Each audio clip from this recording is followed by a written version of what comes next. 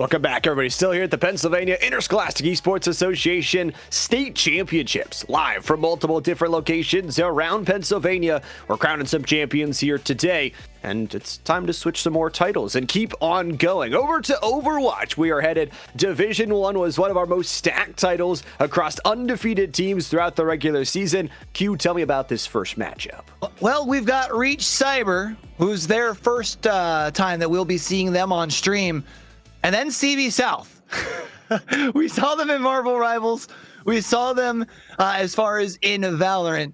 And now we see them here in Overwatch as well. CV South, unfortunately, has fallen short of being able to claim that title in those first two titles of the day. Will now look to try and raise their first state championship here in Overwatch. And it does look like we're going to be getting started here, Llama, on Nepal. I'm excited. I mean, we get to start on this control point. I know we had some Marvel Rivals action earlier that went all 5 maps. I have a feeling these teams want to get their series done sooner rather than later. But at the same time, I can't help but enjoy the format and enjoy this great day that we've set up, not only for us to get to watch some great esports, but also for these kids to, get the chance to play on LAN. It's an unforgettable experience that they're, again, not going to forget for the rest of their life. Yeah, and again, we talked about it earlier on the day, but the Mount really does deliver a different type of experience from what we've seen at some of our other live venues. A really big venue as far as the actual gaming arena itself, a nice little gathering spot upstairs, which I'm sure they've got the streams being shown. They've got that nice little communal area as far as for some foosball, some pinball, and maybe my favorite part, I thought they had the best options for food. Maybe that's just the fact that it's dinner time, and I'm thinking, man, I could definitely go for some of that right now. But yeah, CV South, they were a team that we had seen back in the fall, was looking to go for, I think it was conference championships, and every title got pretty darn close. They were looking to try and duplicate that success in the spring, and while they've seen quite a fair share of success, at the end of the day, you want to lift some hardware, and I think this is their last chance at it, at least at the D1 level. It'd be interesting, too. I mean, all of the 3 teams we have left in this tournament bracket went into their conference championship, took a win, and also did so while being undefeated, except for Central Bucks, who only had a single loss in the regular season. So a combined 17 wins in the regular season across these 3 teams, set to be a good one for Reach Cyber. We'll get to see what they are made of as they get to face this cross-divisional opponent, and we get into our first bans. The Jetpack Cat, it's been too meta-inducing. No Bastion, no Metacat combo with that, and no Ramatra on the backside either. Oh man, you mean we get no cat with the Bastion cheese? I've been enjoying seeing that all split long, but yeah, no Brigitte as well as far as moving forward with that third ban. What's going to be the last legend taken off of the board? And I say that doesn't surprise me too much. You know, the rules of Overwatch, or at least for your more aggressive tanks, if you want to win a ton, you have to pick Winston, and they're going to be taken off the board with that final ban.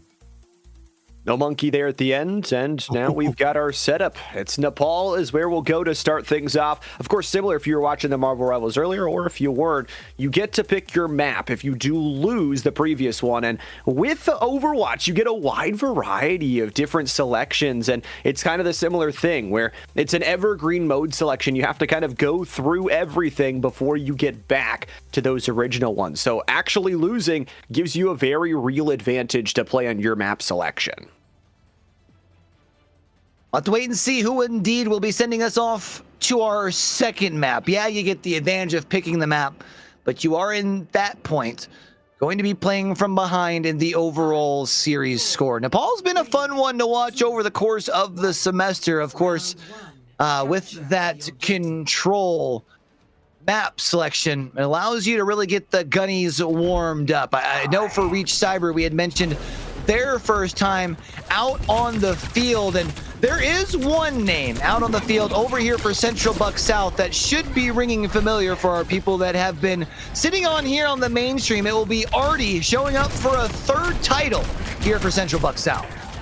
I mean, Artie is so skilled in kind of everything they do. Was the runner-up state championship already for Valorant, and now finds a way into the top 3 here for Overwatch. So excited to see how they play. It is going to be Reach Cyber Charter to find themselves the first touch, and this composition is just built for the dive. You have the Diva, but you also have Chef Robbie on this Reaper that can play the 1v1 against Artie, and with that first touch and without the Quickster here to fight, Central Buck South backs off. Like we've seen the Quickster doing a pretty good job in the course of the spring. That's done a pretty good job leading the charge from the front. The Zarya, I feel like for a lot of teams, tends to throw a little bit of a wrench into the mix, but playing the Zarya into the Diva could definitely be an interesting dynamic. Here's Artie looking for a dive into the back line, gets caught out, and will have to duck back with the rest of their squad just in the nick of time. Target selection has been good. They know if the Quickster dies first, they have a large chunk of their damage missing. But Reach Cyber already up to 40%.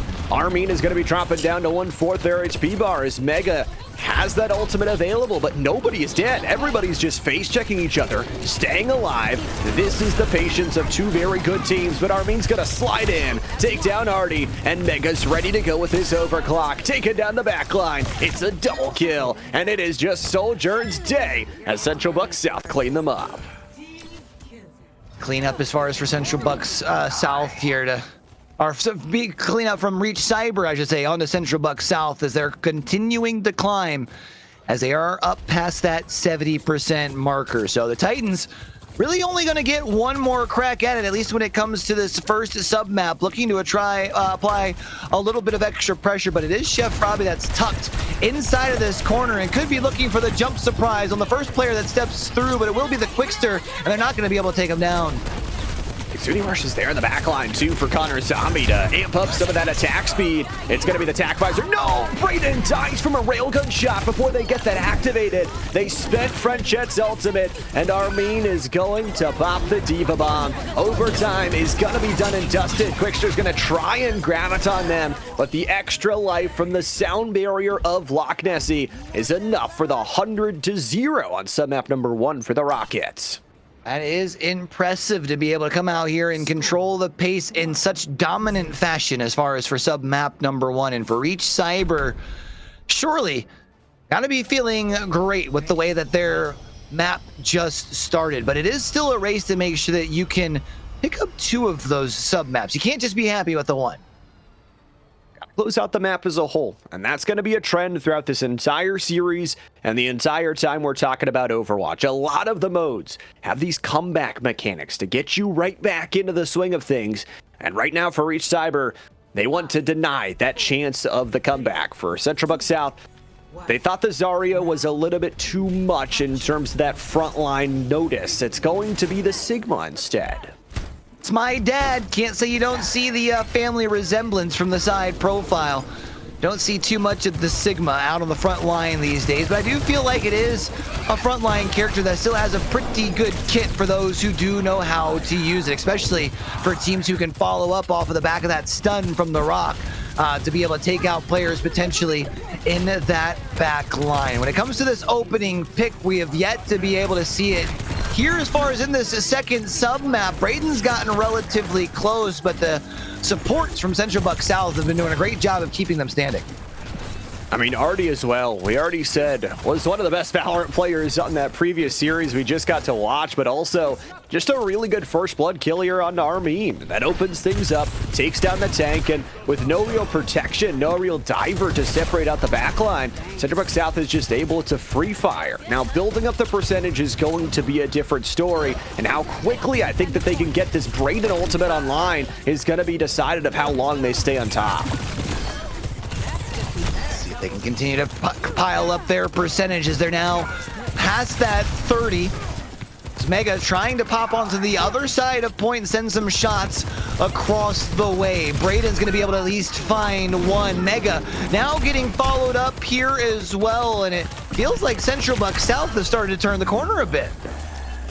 They really just built this damage composition that is not going for the close range Reaper. They are going for Sojourn and Soldier. The double combination of straight up combination damage. And with that Quickster frontline, they can just play front to back, focus down the Diva, and then make sure you target the DPS next. Reach Cyber's got to find an answer here soon.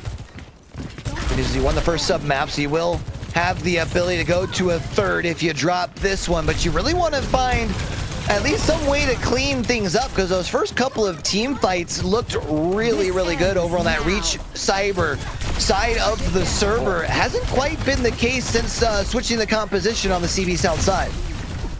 They've just been in full control, and that's especially because of Artie.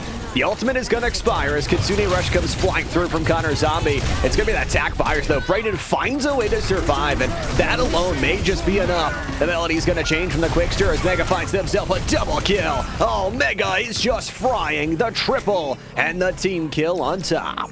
That's huge. Just as CB South looks to punch across the finish line.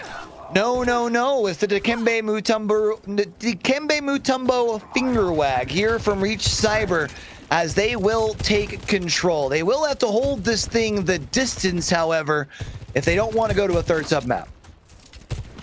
You gotta hold all that percentage, and you have the 2 ultimates to do so. Central Bucks invested 4 ultimates in that last fight to try and take the fight.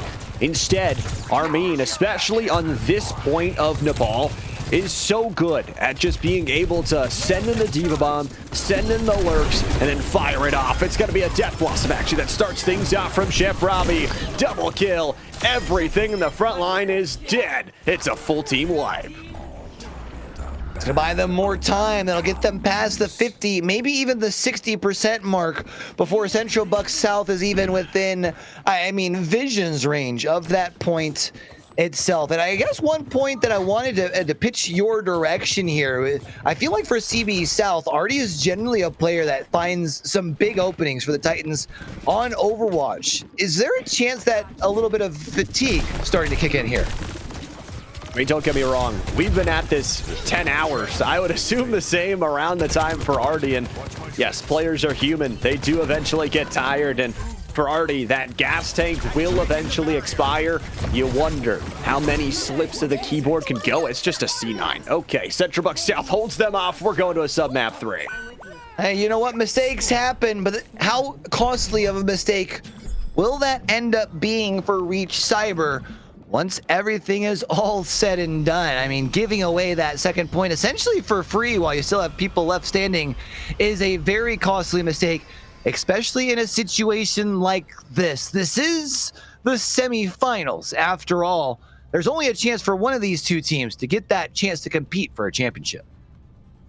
I also think for Reach Cyber has been phenomenal over the course of the last couple years we've watched them in Overwatch, but they've struggled in playoffs specifically. I know last year was a kind of interesting scenario where they had to face a South Fayette crew who nobody was able to beat at the end of the day, but you're talking about a team that hasn't been able to lift that state title trophy, and I think that is the thing that they've been searching for so many seasons.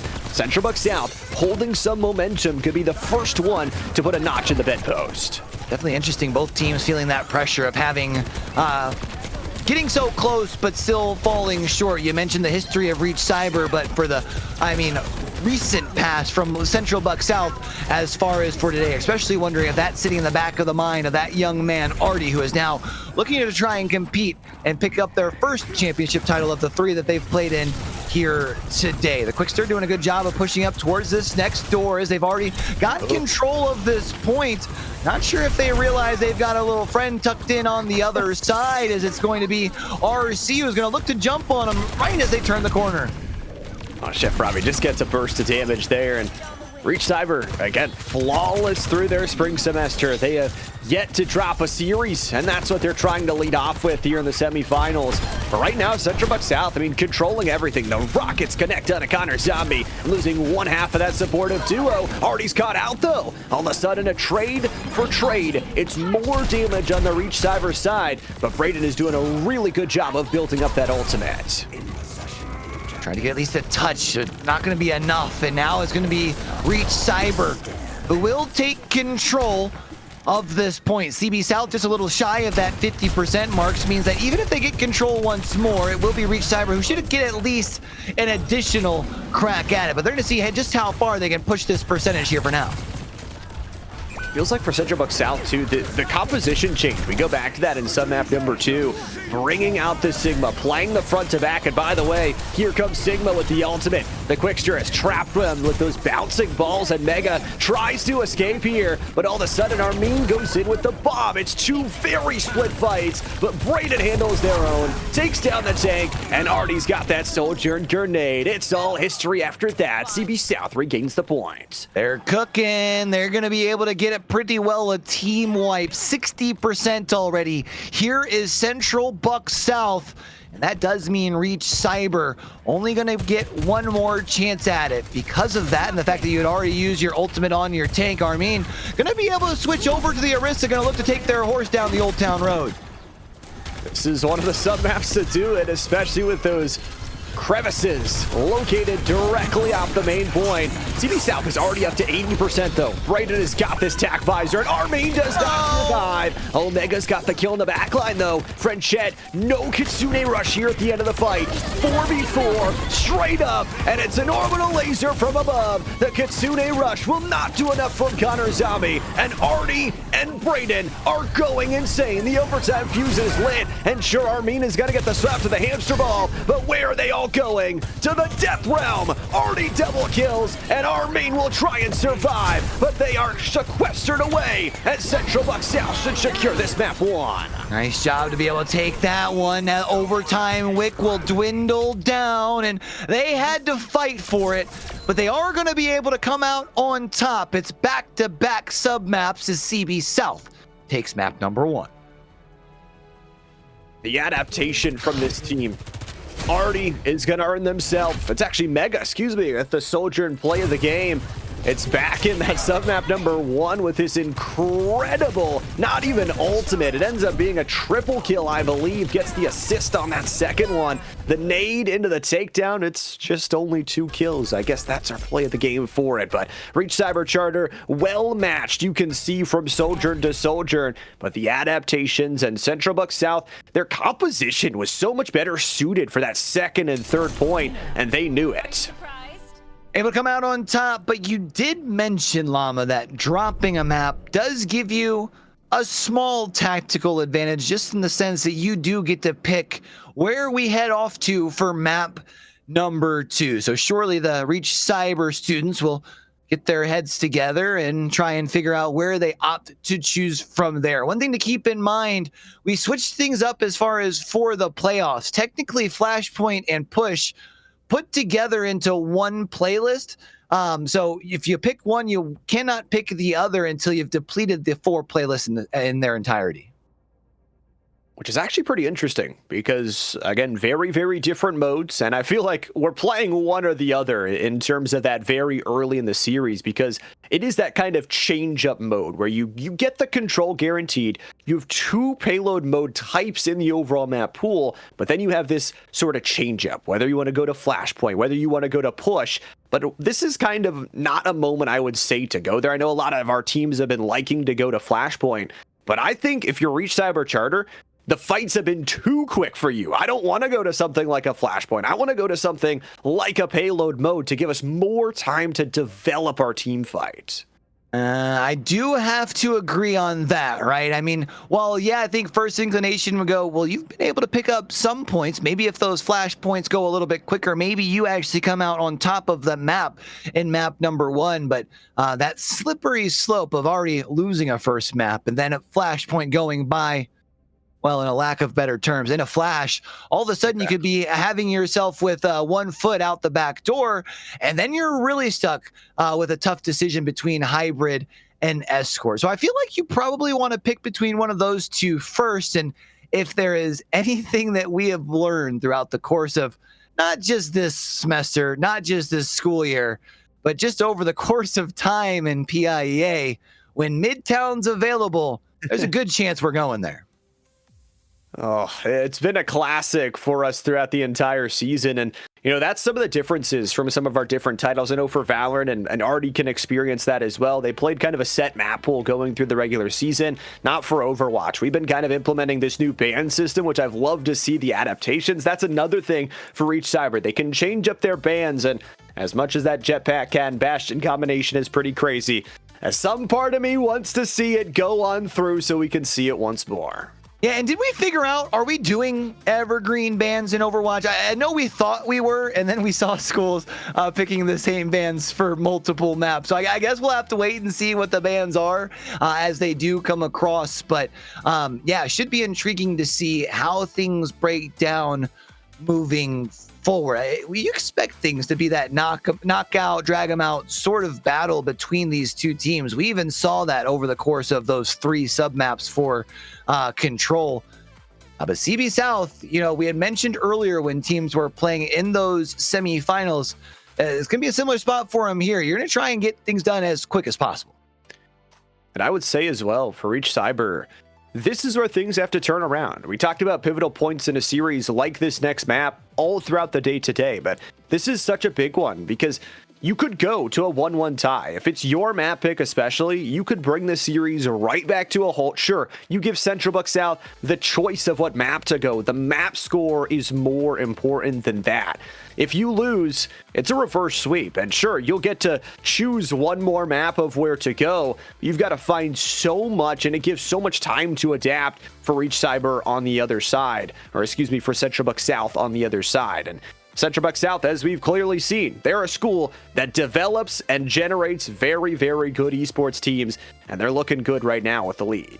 Yeah, I think what's been really impressive about this CB South program is generally we'll see teams, like if they're dominant, it's like, oh, we dominate like D1, D2, and D3 Valorant, thinking of like Lower Moreland in the past, right? Or, oh, we control, we're a team that usually is able to send quite a few teams over in Overwatch, thinking of some of our other teams in the past, like Spring Grove had done that a couple of years ago, right? But for CB South to be able to have the level of dominance across all of their titles is quite impressive. We did talk about the potential of going to Midtown. It does look like, at least for now, that's going to be put on hold, and probably not just for hold. We're not going to see it because we're going to go off to Paraiso instead. This is a map that I can say we haven't seen all season long, but it's a super fun one. You get these delicate long corridors with the dichotomy of the high second ground flow, and it allows for some really good battles, especially for long range DPSs. And it feels like those two teams that we've seen before definitely know and love their long range DPSs. And I think for this Reach Cyber squad, you can't be too vexated from that overall first map. You have to be able to move the issue back to the second one, refocus, and find your ways to enter in. Because if you drop 2 in a row, reverse sweep is not going to feel so nice. Reverse sweep definitely not going to be feeling very nice. Yeah, it's been a long day. But for them, you take it as far as fight by fight. I mean, there were a couple of those fights in submap, especially 2, where you looked at it where, I mean, one player falls a little bit sooner over on that CB South side, and we could very well be talking about Reach Cyber being the team that is up 1-0. So I feel like about best case scenario in a loss as far as on that first map of Control, they're far from out of it here. And I think that it was also a good note that they were able to fight back pretty well on that submap number 2. It was just a slight error, not able to get a player on point, which I know always feels super bad, and it always feels like it's just a mental reset to be able to go back into it. So I'm excited to see what they bring out in the bans, because I do think that Sigma actually provided them a lot of problems going into that front to back, being able to give some more space to those DPS sharpshooters and give them the protection with that shield to just work it straight up.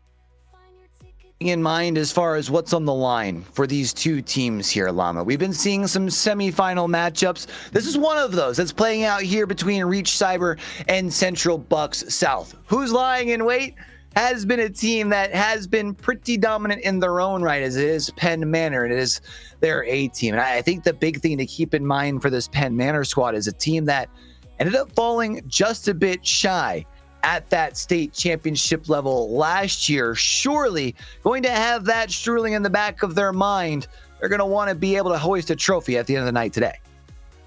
Well, I think that'd be such a fun story, whoever gets to go to play them. And, you know, again, that South Fayette team is a once-in-a-lifetime team. We will probably never see another team like that. They didn't even play in the fall semester of last year. They join up as lacrosse buddies. They go on to perform super well at the lacrosse state championships and then go on to win an Overwatch championship on their lonesome. And then 4 of them graduate and the team disappears into thin air. So unless there's a Cinderella story like that, it feels like some of the big dogs are finally ready to earn their keep, and especially the Comets are one of those teams that have been so close, especially last year, that they won Avengement for. Yeah, I was trying to think. I want to say last year they were going for was last year the three-peat? I think so. They were going for. And so now going to get a chance to at least get a shot at redemption back to it this year. But let's go ahead and head on into map number 2. We've got some bands to get down to, so let's go ahead and see who is going to be taken off of the board first. I believe it was 2 supports and 2 tanks as far as map number 1. Reach Cyber will be in charge as far as for our first band, and it looks like they'll be taking Sigma off the board. Felt a bit of an umbrage from that duel against Sigma in that last one and decide to take it off the board. No frontline tank, and we'll see if Central Buck South try to go into something else front to back, maybe something like the Reinhardt. Either way, they want to take the Baptiste off the board. So no extra damage. Don't want Reach Cyber to help boost their composition on that back line, and they actually get back-to-back bans. That's one of the powerful things about kind of banning second. You get to go back-to-back, so Central Buck South will go again, and they'll take the Winston off the board. Still no Winston, not wanting to see the dive into the back line. And I'm kind of curious if that's partially due to the fact that Reach Cyber prefers to be a brawly style sort of composition. And the reason that I bring that up, I feel like we have seen this Central Bucks South squad in the past play a little aggressive when they've brought out the Junker Queen. And you wonder if maybe that's something that could be disruptive to a team that prefers to be a more brawly style. And I think as well, it'll be interesting for both teams because with the Sojourn off the board, Sojourn is by far and away the best DPS right now. You have the nade, you have the long-range railgun shots, you have the ability to pump out consistent damage. There's just nobody that does it better. So both teams are going to have to find something to fill that hole. And obviously, I think for Central Buck South, they probably stick with the Soldier. It worked fine for them, but what they fill with that second DPS, I think is going to be most interesting to me. Have to wait and see what their compositions end up lining up and being. I hear some sound in the background, and yeah, there it is. Already got 10 players out on the server. I do believe we have our teams switched up at the top of the screen, if I am not mistaken. Yeah, Artie's over on the left side. So yeah, it will be Central Buck South that will be starting over on the blue side of the server as we get ready to get down into it. That means they chose defense, which I think is smart and regular for most of our teams. We'll see what Reach Cyber does with their attacking side. Lots of differences coming through here. The Emery is going to be the most interesting one. Emery and Onrun, the new DPS combination duo. It's still pretty divey, but they have to deal with not only the Quickster and these very aggravating barriers. I think they're going to swap out the Diva relatively quickly, but also they've got Artie and Braden on more sharpshooters. A dangerous duo when you look at their composition, but Braden gets absolutely deleted. Reach Cyber still has 5 players who are standing on their feet for now. Chef Robbie is going to be able to take IHOP pancakes, and that does mean that should give Reach Cyber the green light to completely push down from their position and look to try and unlock things here. Hey, we said Sojourn is good, but this Emery is just so good on the damage facilitation throughout the day, and it is now an entry from Mega, a full payload unlock on the Futuristic. And we didn't talk about this DPS and tank change for Central Buck South. They're swapping over to the Domino, which brings the array of barricades, can be used in multiple different fights and facets, but the one thing it is bad against is just getting shoved into a corner and not getting a chance to fight. be honest, I haven't really gotten to catch out too much Domina gameplay, so excited to see what the Quickster is bringing to the table as far as that's concerned. I might be able to find a pick here, as it will be Connor Zombie down to, oh, that's just a sliver of HP, but they're finding themselves some safety and tuck their way away. That Photon Magnum does deal a lot of damage, but you have to be careful about that backline loss. Again, Reach Cyber is not playing a composition where they really care about your tank. They can just dive straight on over it. And by the way, they've already gotten over halfway to that next setup. Good little crystal charge there from the Quickster to take one down, but the rest of the team is dead. They don't care about the tank. Friend Chet is left to heal the Quickster, as the Quickster only left to die. Reach Cyber has already been able to find so much progress towards this first checkpoint, and looks like could very well be unlocking more time right around that 4-minute mark, which means they will have ample time to come down the back half as far as the home stretch here. So I don't think as far as Central Bucks out there in any sort of hurry to push for. You don't want to overextend and stagger out any sort of additional sort of progress, but it will be 5.5 minutes as this payload does make the turn. That's a heck ton of time. Connor Zombie lose their life. It's an anti on Mega, and IHOP Pancakes is able to get the snipe on Chef Robbie. This composition is all built around the triple snipe. The problem is they just have no protection, and the Quickster trying to use that barrier array to keep them alive, but they just weren't able to get a grasp on that first checkpoint hold. Now they've got 5 minutes to try and hold it here with 4 ultimates on the other side to boot. Make that 5 as Braden just gets, 5 up for Central Bucks South. Loch Nessie will make it 5 on the Reach Cyber side here in just a matter of time. It's going to be all about who's going to be able to find more impact off of the back of those ultimates. Armin will be able to push towards the high ground, find themselves a little bit of safety as that healing does come through, and get themselves at least a little bit closer back to that full health. But the pressure from Central Bucks South has been relatively strong. Yeah, it was a good ultimate from IHOP Pancakes to counter Connor Zombie, be able to get that nano on their tank and pump out some damage, but this is a double ultimate. Override Protocol coming in from those heavy round launching shots. It's a double ultimate the other way. Mega's gonna find the first kill, but the problem is there is Bob. Bob is activated. That's an extra tank and health bar and extra damage flying your way. Chef Robbie survives on just a minuscule amount of HP, and Reach Cyber win the fight, but they don't have spawn advantage, so they gotta be careful. Those sitting relatively low will eventually get their heal, as will Chef Robbie. And you mentioned as far as waiting for the rest of their respawns here, and should be able to stay alive at least for now. And you can already see more than halfway there down this second leg, and it just feels like Reach Cyber has really started to turn the corner in these team fights. Well, they've got 2 ultimates to be the game changer as well. I mean, Friend Chet's Kitsune Rush will have to be perfect. Already, that's a nice name. At least takes down Loch Nessie, so no sound barrier, at least at the start of this fight. But Loch Nessie is a fast one on the Lucio. Could get back quick, and that ultimate could be the game-changing health that they need to win it. And Reach Cyber in no rush. They've got 3 minutes to try and finish this one out. I always worry, though, when you have so much time, that little bit of like security can allow you to unconsciously let your foot up off the gas. It's like, if we don't win this fight, it's fine. We can regroup the way that we have already here and push it across. And I think when you expect this to be such a tightly contested matchup, there's a very good chance it goes off to overtime. So that time that's left on the board could be what makes the difference here. Mega has already fallen arm and sitting at about half health and might have pushed just a little too far forward. Is going to lose their mech form. We'll be sent back to respawn here as well. Just a lot of damage, and once again going for the nano over on the Quickster. Bolster that with the Kitsune Rush. That is a Photon Magnum that I do not want to face. It also helped out Artie to fight from the high ground, and one of the big things is now Reach Cyber lost the payload. It's very far forward. They just have to face check this. Now 2 minutes. Do you have what it takes to be able to push this thing across the line if you're Reach Cyber? Because the last thing that you want to have to do is leave it up to your defense to have to make sure that there's not a full push. And now Quickster doing a great job of being able to output some damage here. Braden's already fallen, however, and that might be the turn that Reach Cyber was looking for.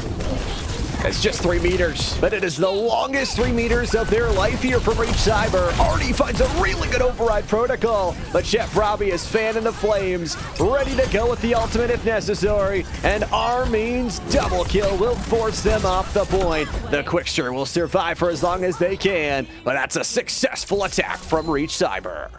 Big 2, you still have over a minute left as well, so even if Central Buck South pushes this thing the full distance, you're either given the same amount of time because Central Buck South has under a minute, or you're given a little bit of extra because you're both over that. So at least you've gotten the first part done. You've completed the full push. Now it's going to be up to Reach Cyber to rely on their defense.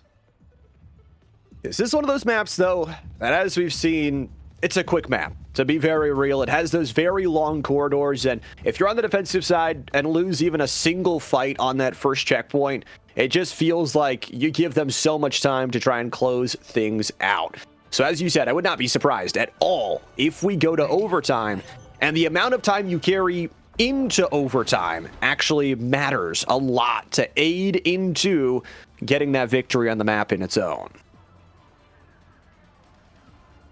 Countdown of 30 seconds here. Last little bit for Central Buck South to be able to let calmer heads prevail after the defense was unable to hold the line. See if they can put things together to be able to find a full push to their name as well. For Reach Cyber, we know that they do not want to have to rely on the reverse sweep to be able to find themselves a trophy to pick up their first here in PIEA. This map number 2 is huge. The question, though, is for Central Buck South, now with this Emery match, is Artie able to outclass Mega, move themselves on a successful attacking side, and win this thing in overtime? It's a lot of questions, and as a reminder, Central Buck South, they chose defense on this side, so they know that now on the attacking side, they know how far they have to go. But Reach Cyber set the tone. They've got a match in it. It's a great early match because Armin is already very low. Their Rockets take down 1, but it's a 4v4 in favor of Central Buck South. Jeff Roby falls, Loch Nessie gonna fall next, and that should give the opening for, well, I was gonna say for CB South to wrap up this fight, but it's Artie and Braden both fall. Not much damage output to go alongside the Quickster. That does mean Reach Cyber will eventually come out on top in that first team fight. And Central Buck South not even able to get that first third of progress towards unlocking the cart. That was a crazy anti-nade. Double kill from an anti-nade from Connor Zombie to close out the fight. And we're back to it. Mega gets naded away, getting the refresh on their own ability and waiting for that second charge to come up. We'll throw the first one already caught out in the open, but no kill is dropped. The one problem for the Titans, they are burning a ton of time just to try and get on this point.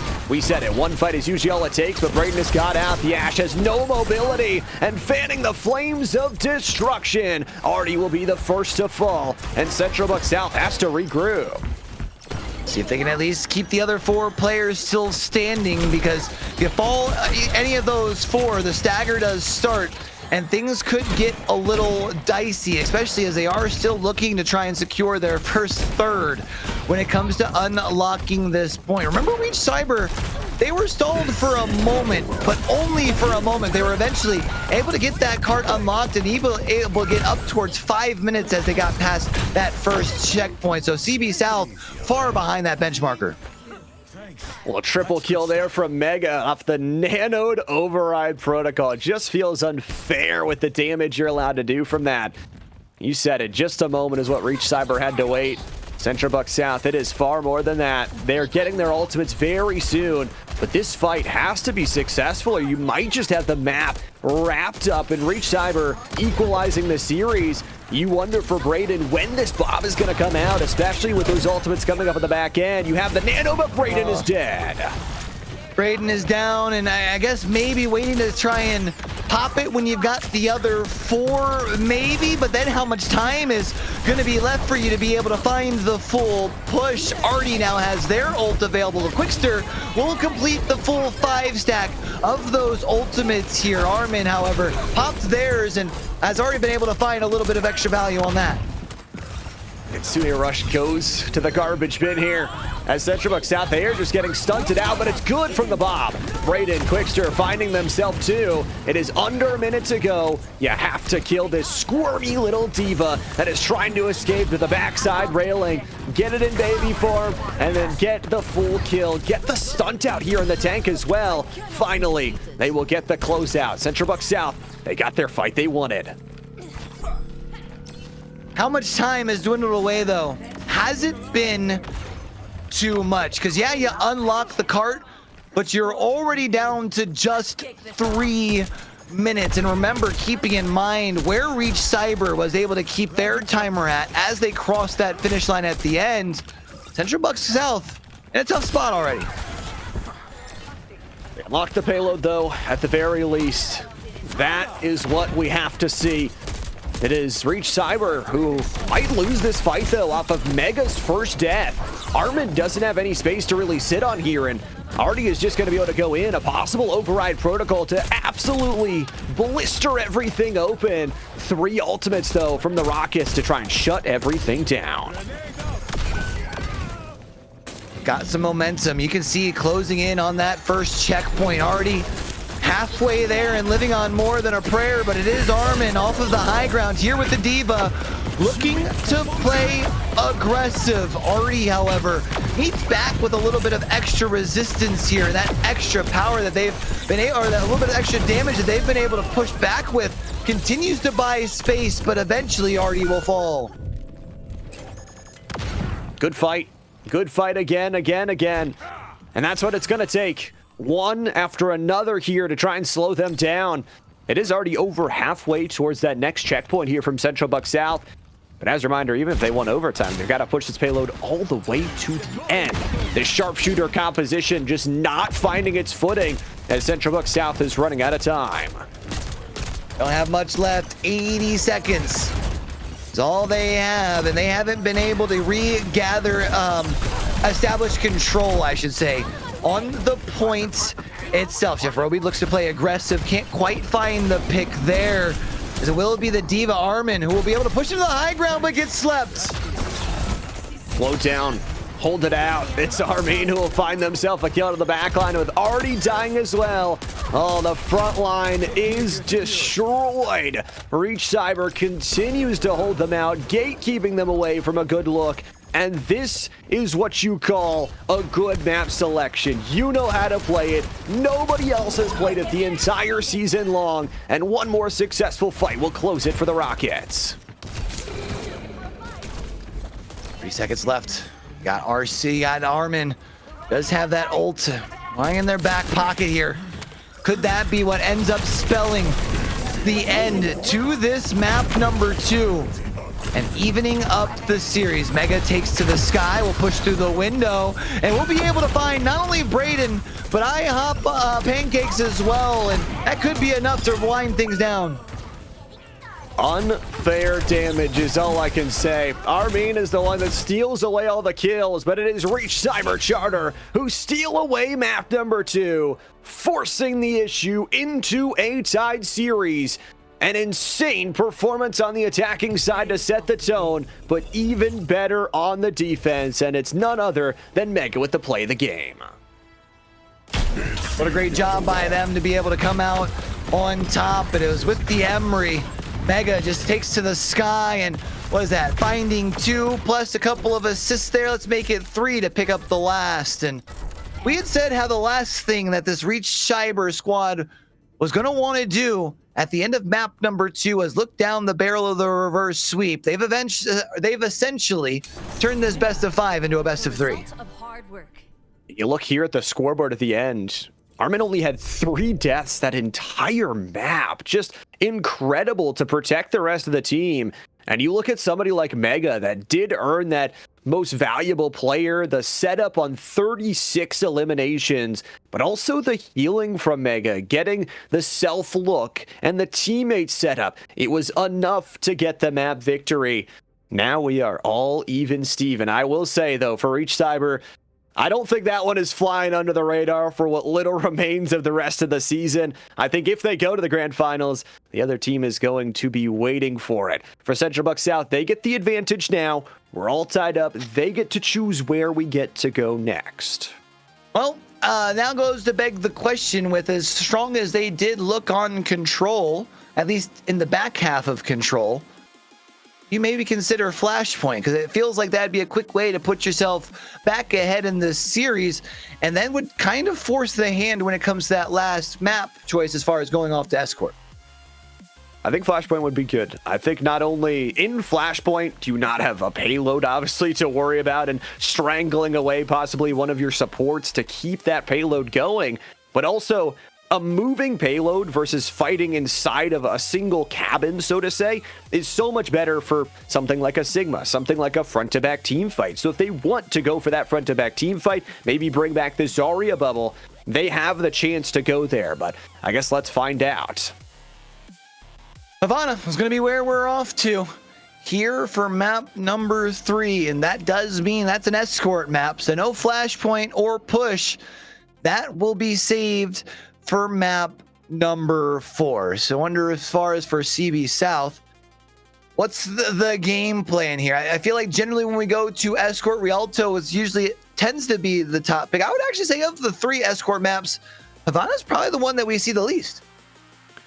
It's definitely been rare, I would so to say. This series has been fun. We've been having to see a lot of maps we haven't gotten to see throughout the regular season, which also means not a surprise for any of these players because they're long tenured. They know how to play on it. Just maybe you forget in the back of your mind, oh, there's an angle there. Oh, there's a back room over there that somebody could be hiding in. That could be the real difference maker here today. And once again, we talk about the importance of every single map. This map now feels like one of the most important in the series. You win this one, you give yourself 2 chances to close things out. You'll lose it, I still think you're in an interesting scenario where you guaranteed get to pick either Flashpoint or push. You get to pick your poison. One of the 2 is probably better for one of the 2 of these teams, whichever loses this third map. Yeah, I feel like with the way at least Control and Hybrid worked out, you figure Flashpoint probably favoring CB South a little bit, whereas Push maybe favoring Reach Cyber just a smidge. I do still genuinely feel that as far as for Push, it's just the better fighting team, right? Because at some point you can turn the tides and carry that momentum, even if you're all the way back on your goal line, and push it the distance, which is probably the reason that I love Push the most. Unfortunately, we just don't see it that often. But you did mention there is one thing that's guaranteed as we get ready to take to the map here for map number 3. One of these 2 squads is going to push themselves onto that map point, be able to put themselves 1 map away from punching their ticket to the grand finals. Ain't no more time to talk about it. Let's just go ahead and be about it and take to the server here for map 4. Map 3, not 4. I'm getting ahead of myself. Yeah, map 3, chance to go up here in the series and possibly control the end outcome in map 5 if it goes to that. Let's hop into the ban setup. It's going to be this time Reach Cyber with their first ban. They will get bans number 1 and 4. CB South will get 2 and 3. Ramacha, first one off of the board. We had seen that tank taken relatively quickly in map number 1, so that is another one of those bans that we have seen revisited here. As far as for map number 3, CB South will get those back-to-back bans, and Diva off the board next.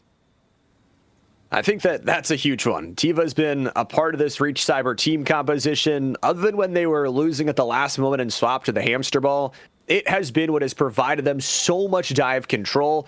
The Baptiste is kind of interesting. It's something we haven't really seen all throughout the day from Reach Cyber.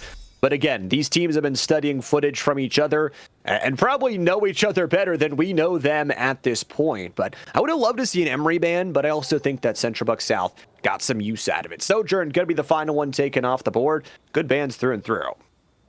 Say overall, pretty solid ban list here.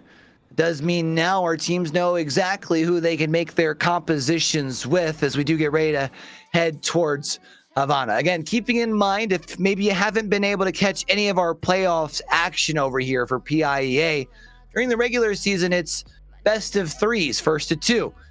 Here, as far as our state playoffs, it's first to 3 or best of 5. So this next map doesn't decide things, but it will put one of these two teams one map away. I will say the one thing we haven't seen all throughout the regular season that I would love to see is a tie. Give me an extra map at the end. Give us the 000s either way. You can only do it on the payload modes, and this would probably be one of the last times we would get to see it. For each Cyber, the initial looks for them is kind of a complete change around. Instead of banning away the Sigma, this time they're gonna go for the Sigma match between them and the Quickster. Sigma actually on either side of the server here, so we'll be seeing how these two teams are able to support the Sigma and who's going to be able to do the better job of it. It will be Central Buck South who will be starting on that attacking side. Let's see what sort of finish line they can set for their defense. Getting to pick is a very powerful position to be in. I'd also like to say Chef Robbie did a really good job on the on-run all throughout that last map. I'm excited to see how this DPS composition works together once again. You've got power in the nades, you've got power in the snipes. Artie and Mega, though, kind of working against each other, trying to go for this 1-for-1. Very similar compositions. Whoever gets their nano first is going to have a lot of power. Chef Robbie will be the first to fall, which means Central Buck South should feel comfortable as far as pushing forward just a little bit. However, the tank's still left standing. You still have both supports as well, and you can't push full aggressive just quite yet. I will say from Central Buck South, this is one of the hardest checkpoints in all of Overwatch to unlock, and they've almost unlocked it in under a minute's time here. A really good first push, and guess what? A contest right at the end, 0.11 meters away. Reach Cyber losing Chef Robbie on the backside of the fight, but it's a trade for Artie. So Central Buck South, now no payload to work off of. No payload to work off of, and they will be a little further away off of this spawn as well. So Reach Cyber has the ability to play a little more aggressive. You step forward, meet with that early resistance, and you help burn some of this time. And just as much as you were talking about how quick they had pushed it close to the finish line, now they got to get it over it. Connor Zombie has that nano first, and it's going to be a snipe onto Artie. The 1v1s are working out in the favor of Reach Cyber, even though Chef Robbie's going to be anti.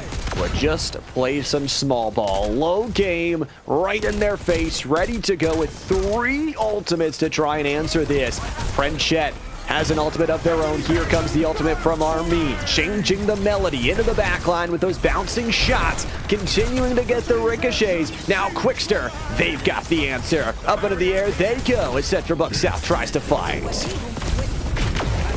Find this next pick. That's going to be the question. Mega up in the sky, applying some big pressure off of the back of the ult, and we'll be able to find a couple there. 3 players gonna fall, 2 of them off of the back of the ult from Mega. That's a big stop here from Reach Cyber. Massive override protocol. Those heavy rounds so devastatingly juicy on the amount of damage that they could do. Central Buck South, though, they've got 4 ultimates up and coming. And once Artie and Braden hit a few more shots, they should be ready to go to flood this one. But they need this fight to work. With only 60 seconds left to go, they're going to have to press all their buttons. Artie, Braden, they've got it unlocked, and here we go. Everybody's pressing them. It's a nanoed override protocol, and Artie is just demolishing the health bars. There goes your support line. The healing is gone. It will be Chef Robbie to try and fight the 1v1, but Central Buck South just has the numbers. And it will be Armin that falls next, and whenever the tank falls, the rest of the team generally has to fall right back to concede that additional space. They're trying to at least find a touch to prevent this point from being unlocked, but eventually it will get across that end line. Unlocks more time as we're up to 3 minutes. That's the hardest point to get. Now you can try and fight through the warehouse here and try and get some extra time to keep the push going. Again, Reach Cyber, as a reminder, will still get their chance on their offensive side after we flip things through, if either they stop or if Central Buck South get the full push all the way to the end.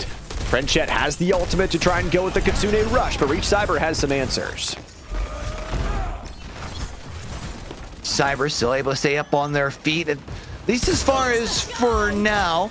Oh, it's a nice push up into the high ground, though, and can they keep themselves standing comes the question. Artie up to the sky they go, taken out by Armin, who's been able to find a pair, one of which was Quickster, and now Central Buck South starting to run out of time. This is the problem. The longer you go, the longer you stay. It feels like the time just starts to melt away. And for this on-run from Chef Robbie has been doing enough. The Vermilion Ascent to be able to put the pressure on the backline in that last fight was far and away enough. Now, Central Buck South is going to be able to hit the ultimates early. Oh my goodness! Arnie is just going on a tear. A double kill. Where did the DPS line go? That's a magician's trick. Oh, you also have the Quickster who has their ult available. I thought maybe was going to just solo it onto the front line just to simply keep them away. Instead, solo ults a back line, and Connor Zombie will be removed. Artie's in a great spot. The slicer, the dicer, trying to make everything nicer as the hold on the top line. They'll switch back to Braden over on the soldier and is just 25% away from that visor to keep things going. This warehouse push, though, still has to be successful, and Reach Cyber will get their chance, get their light of day to try and fight it right here.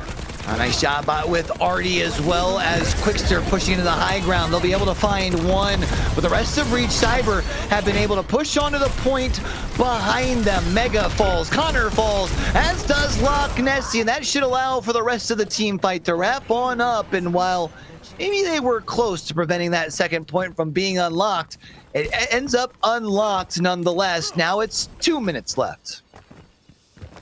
This one an even tougher point to push through, but every single meter that Central Buck South gains here makes it so much tougher for Reach Cyber to answer. A complete swap of 2 on the composition. Armin wants to bring the Winston, available after being banned away in both of our first 2 maps. Mega swapping over to the Ash to provide them some long range as well. Oh, I love me some Winston action. Let him go crazy off of the back of the ult and maybe find a way to bring this push to a halt. Here's Artie looking for the swing to find an opening. Will be able to stay up on their feet. They have their ult available. Do they pop it here is the question. Oh yeah, Override Protocol is coming. Those heavy rounds ripping through the backline, and that Tree of Life tries to deny the aerial look, but it will not. It's a nanoed frontline. Quickster low, but Artie is the GOAT for the entry. Fights themselves 2 for the price of 1. And Reach Cyber once again just doesn't have the players to fight it. Sure, fisticuffs against Artie will keep the fight alive, but that payload is soaring through the distance meters. Problem is, once the payload gets to this bridge, if you're CB South, you pretty well have to full push from here, because if you lose the control of it, there's probably no chance in fighting back inside of the gates, getting the control, and finishing the push itself. Braden will look for the swing on the bottom side. Not quite going to find the opening they're looking for. And with Frenchette, Hoppin' Pancakes, and Artie all gone, this could very well spell the end of this push. What a Vermilion Ascent. It ends up being a quadra kill from Chef Robbie at the end of the day. And Central Buck South will get 10 seconds to try and fight this one back. They've got the Quickster's ultimate, but nobody checked for the Winston. It's the monkey from the backline that could disrupt everything, but that's actually a disrupted fight. Sure, Armin is going to get some damage, but they've already lost Mega. It's the setup. It's the Kitsune Rush. It's Reach Cyber trying to plant their flag in the ground and stake this as theirs, but they've only got Armin, just a jumping monkey doing tricks, while Central Buck South is taking the real fight, taking the castle, and taking this overtime by storm. IHOP Pancake's gonna drop on the backside of this one as well, and it's a contest. You've got to get them off the payload. Find a way. You are going to be able to take Armin down, and once the big boy falls, the rest of the dominoes generally seem to fall in similar fashion, but the Bob will look to hold the line. Is there a chance that the Bob can do enough? Mina's already swapping over, and it is complete. It is an unsuccessful attacking side by maybe just a few meters. A C9 from Central Buck South. We already had one of them, so why not have another? That was interesting. It looked like there was at least that one player that was close enough for a touch, but I guess the game says otherwise. And that is incredibly frustrating if you're CB South to push it that far, just to simply push it that far. It is tough to get it much closer than that, so maybe a little bit of hopium to be able to hold on to if you are the Titans, but for now, it's up to Reach Cyber to try and see if they can push it the distance. They'll have to fight through some rigor here to earn themselves a map victory. You basically got to pull it all the way the full distance. The good news is we're not going to overtime, so we will find this one in regulation. Somebody is putting themselves on series points. Somebody is getting themselves one step away from punching their ticket to the championship directly after this matchup.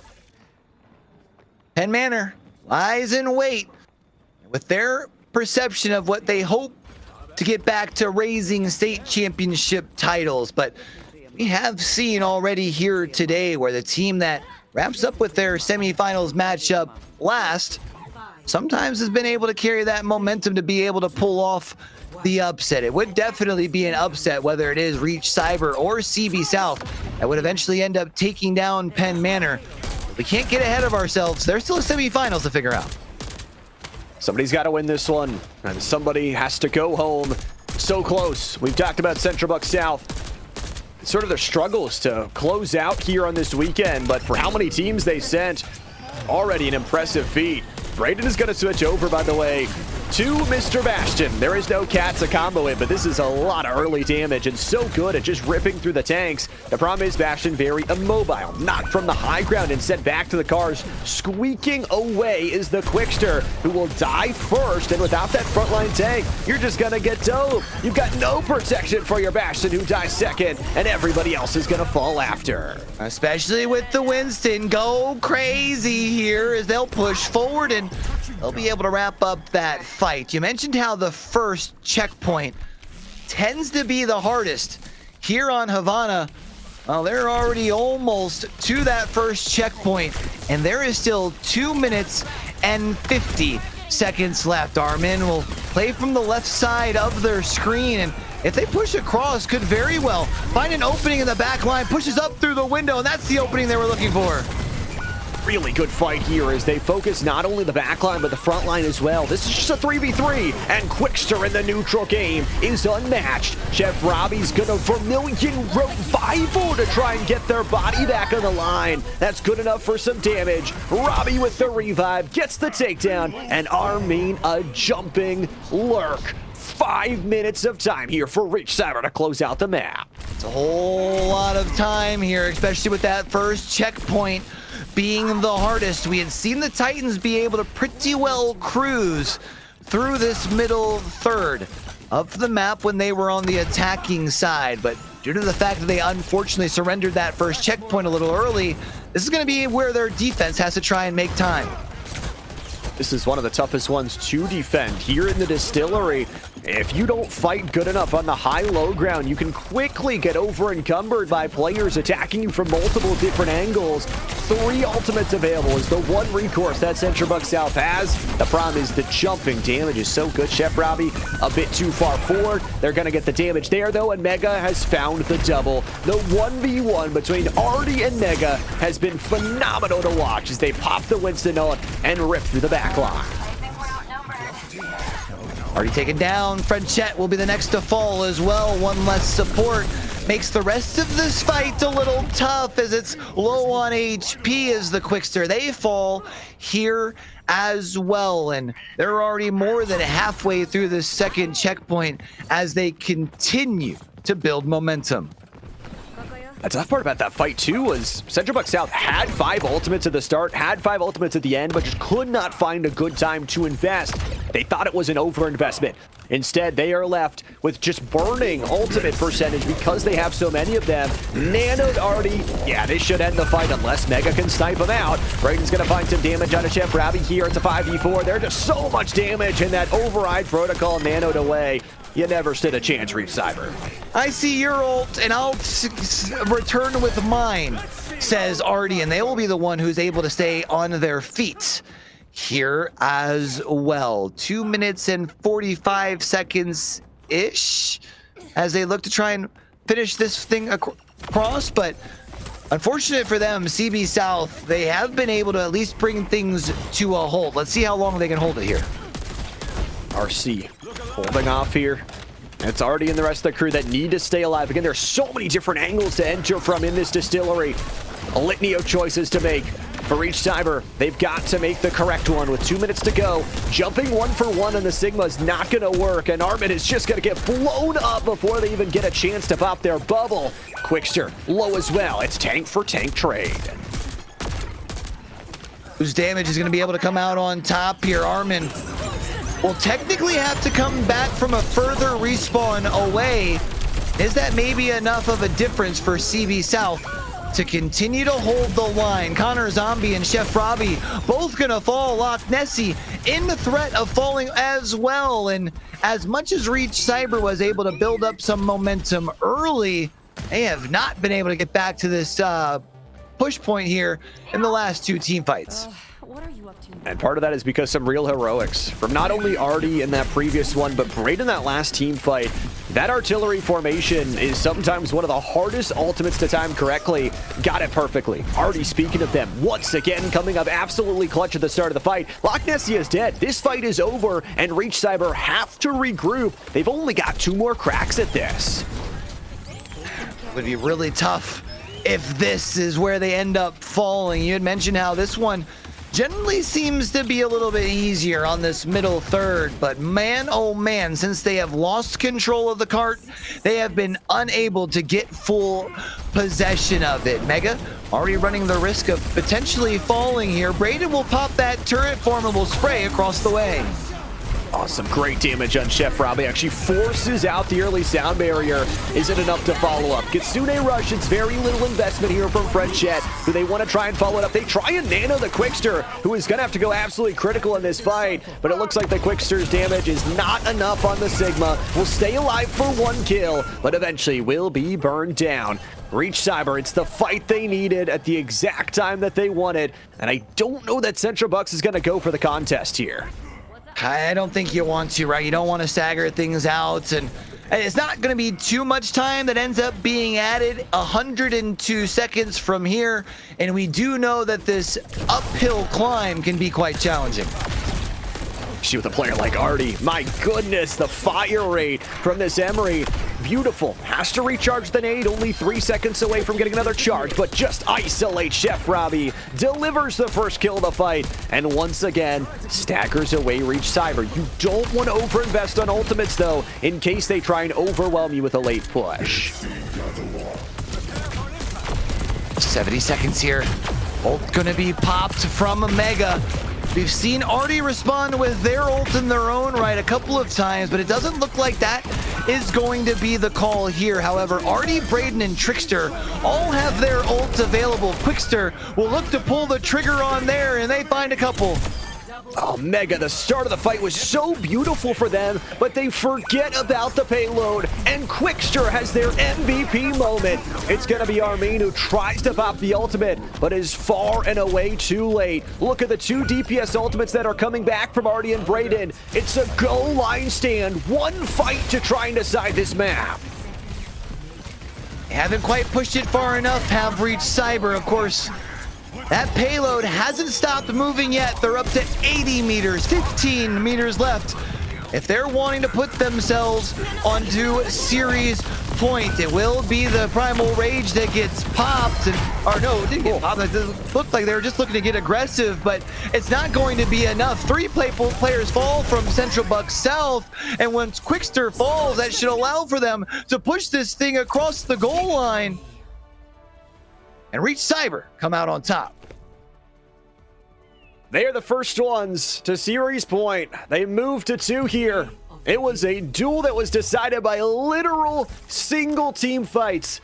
Isolated moments, and talk about Mega here, earning themselves the play of the game. This one goes down as the game-winning moment. A double kill, finds the nade, and then follows it up with a long-range damage and a triple kill in tow. Reach Cyber, they are flawless so far on payload modes, and they're up 2-1 in the series. Mentioned how close this Reach Cyber squad has been in previous years Well, they're now one map away from getting a chance in that grand finals against Penn Manor. And I mean, talk about how close the CB South squad has been in so many series today. I feel like this just might be the final string when it comes to heartbreaks if they drop this here. I don't think I could take it, Van, but at the same time, you recognize for Central Bucks South just the incredible nature of the school to be able to send so many teams over towards these championships is already so impressive. But I want to see more from them, and I think that you look at, again, the final three teams that are left in our playoff bracket, they only had one regular season series loss combined between the three of them over 18 different series. They only lost 3 maps in total between all of them. So impressive is an understatement of what they've been able to provide. We knew they were going to butt heads here in the playoffs, and especially later in the playoffs in the semifinals. The problem is, there are no more excuses now, and for Reach Cyber, you have a chance to close it out in a 3-1, in a gentleman's sort of sweep. Well, now the question becomes, over on that Central Bucks South side, where do we go? We had mentioned that earlier when Reach Cyber dropped map number 1, that they probably weren't going to want to try and respond from a control loss over to Flashpoint. So does that mean that we're off to a push map? Well, doesn't look like it. Looks like Flashpoint will indeed be the call as we're off to Suravasa. I like it. I think as well for Central Bucks South, you look at what succeeded, right? What won you? The simple thing is map number 1 was a overall domination style mode, and that's exactly what Flashpoint is, just faster. And I would argue that Central Bucks South, had we been playing on Flashpoint and map number 1, would have won even a little bit cleaner. But now you're on the factor that this is a must win. And here's the bigger problem. Let's even say Central Bucks South wins this map number 4. Reach Cyber gets to pick any map, any mode, anywhere they want to go for that final map. Well, other than the maps that have already been picked, but yeah, the mode itself, they do get free pickings on, which means, everything is on the table. So still got that nice little ace in the hole for sure, but we talk about it all the time. When you're on that map that's before the decider, if you're the team that has the lead in the series, you have to finish it here. And especially for a Reach Cyber squad who knows what it's like to get this close just to still see somebody else hoist the trophy, you gotta lock it in on map 4. It's got to be emotional. I mean, for these two teams, we've said it even for us. I know it's tough. It's an exciting day today, but after this is the end of the season. This is states. This is the grand pinnacle that everybody has been grinding for an entire year to lift the trophy and train for. And again, for most of these teams, you're talking about players graduating and moving on. CB South is one of those. I think if my memory serves me right from their Overwatch team last year, I think they've got 3, maybe 4 seniors. So they are a team that, we mentioned has gotten close in the past. This is their last go around for at least this iteration of the squad.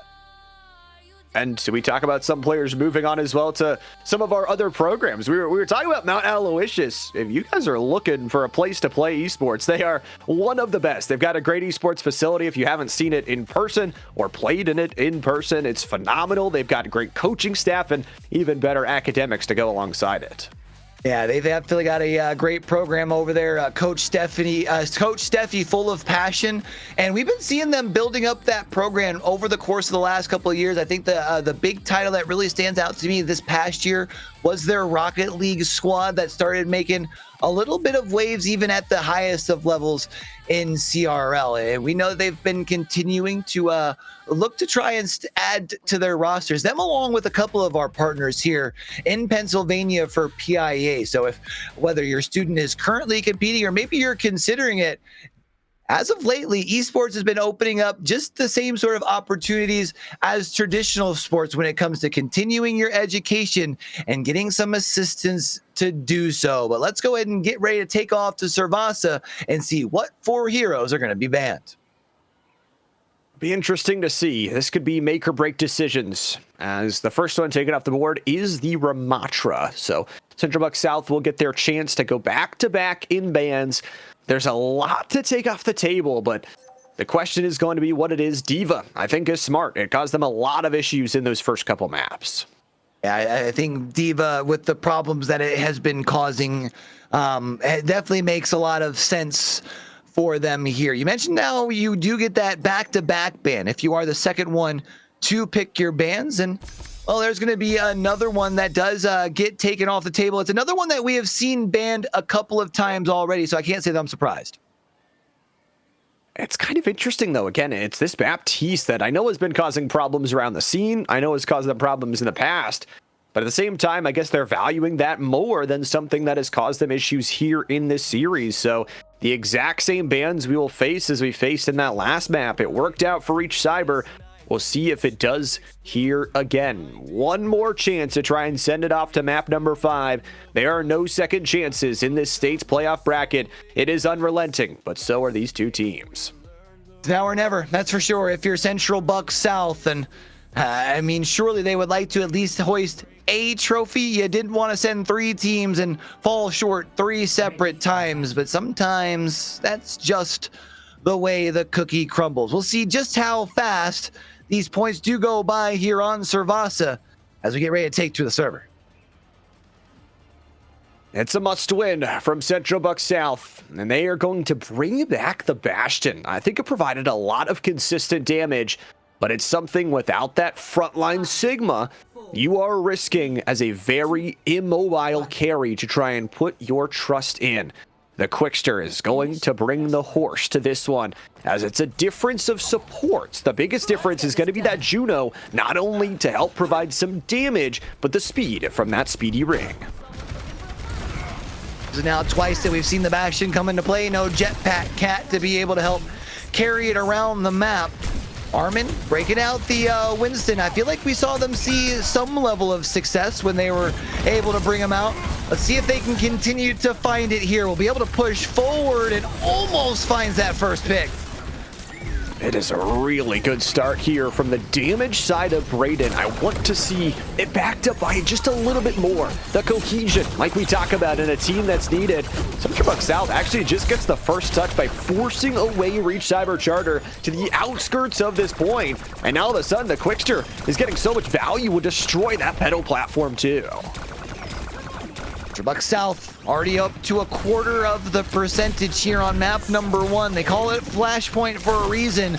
They do go by quick, fast, and in a hurry, which means the Rockets have to find a way to start taking down some of these Titans. IHOP and Pancakes will be the first to fall, and with a little bit less support, you have to be careful if you are the Titans. Will be an interesting look from Reach Cyber on the re-entry because, again, Mega is not playing this Emery. You're playing the Casty, which is very much about the long-range sharpshooter burst, and Artie is playing the Emery, which is providing so much damage output. You have that nade to match, and the Quickster is just winning themselves 1v1s. This is a domination of point number 1 from Central Buck South. It has been a real flex of control here on this first point, as while they might have lost one, they never actually surrendered the point itself. So first point going to go up on the board over on that Central Buck side. Now, that will give the Rockets a little bit better spawn when it comes to approaching this second point. Let's see if maybe they can capitalize and get there first.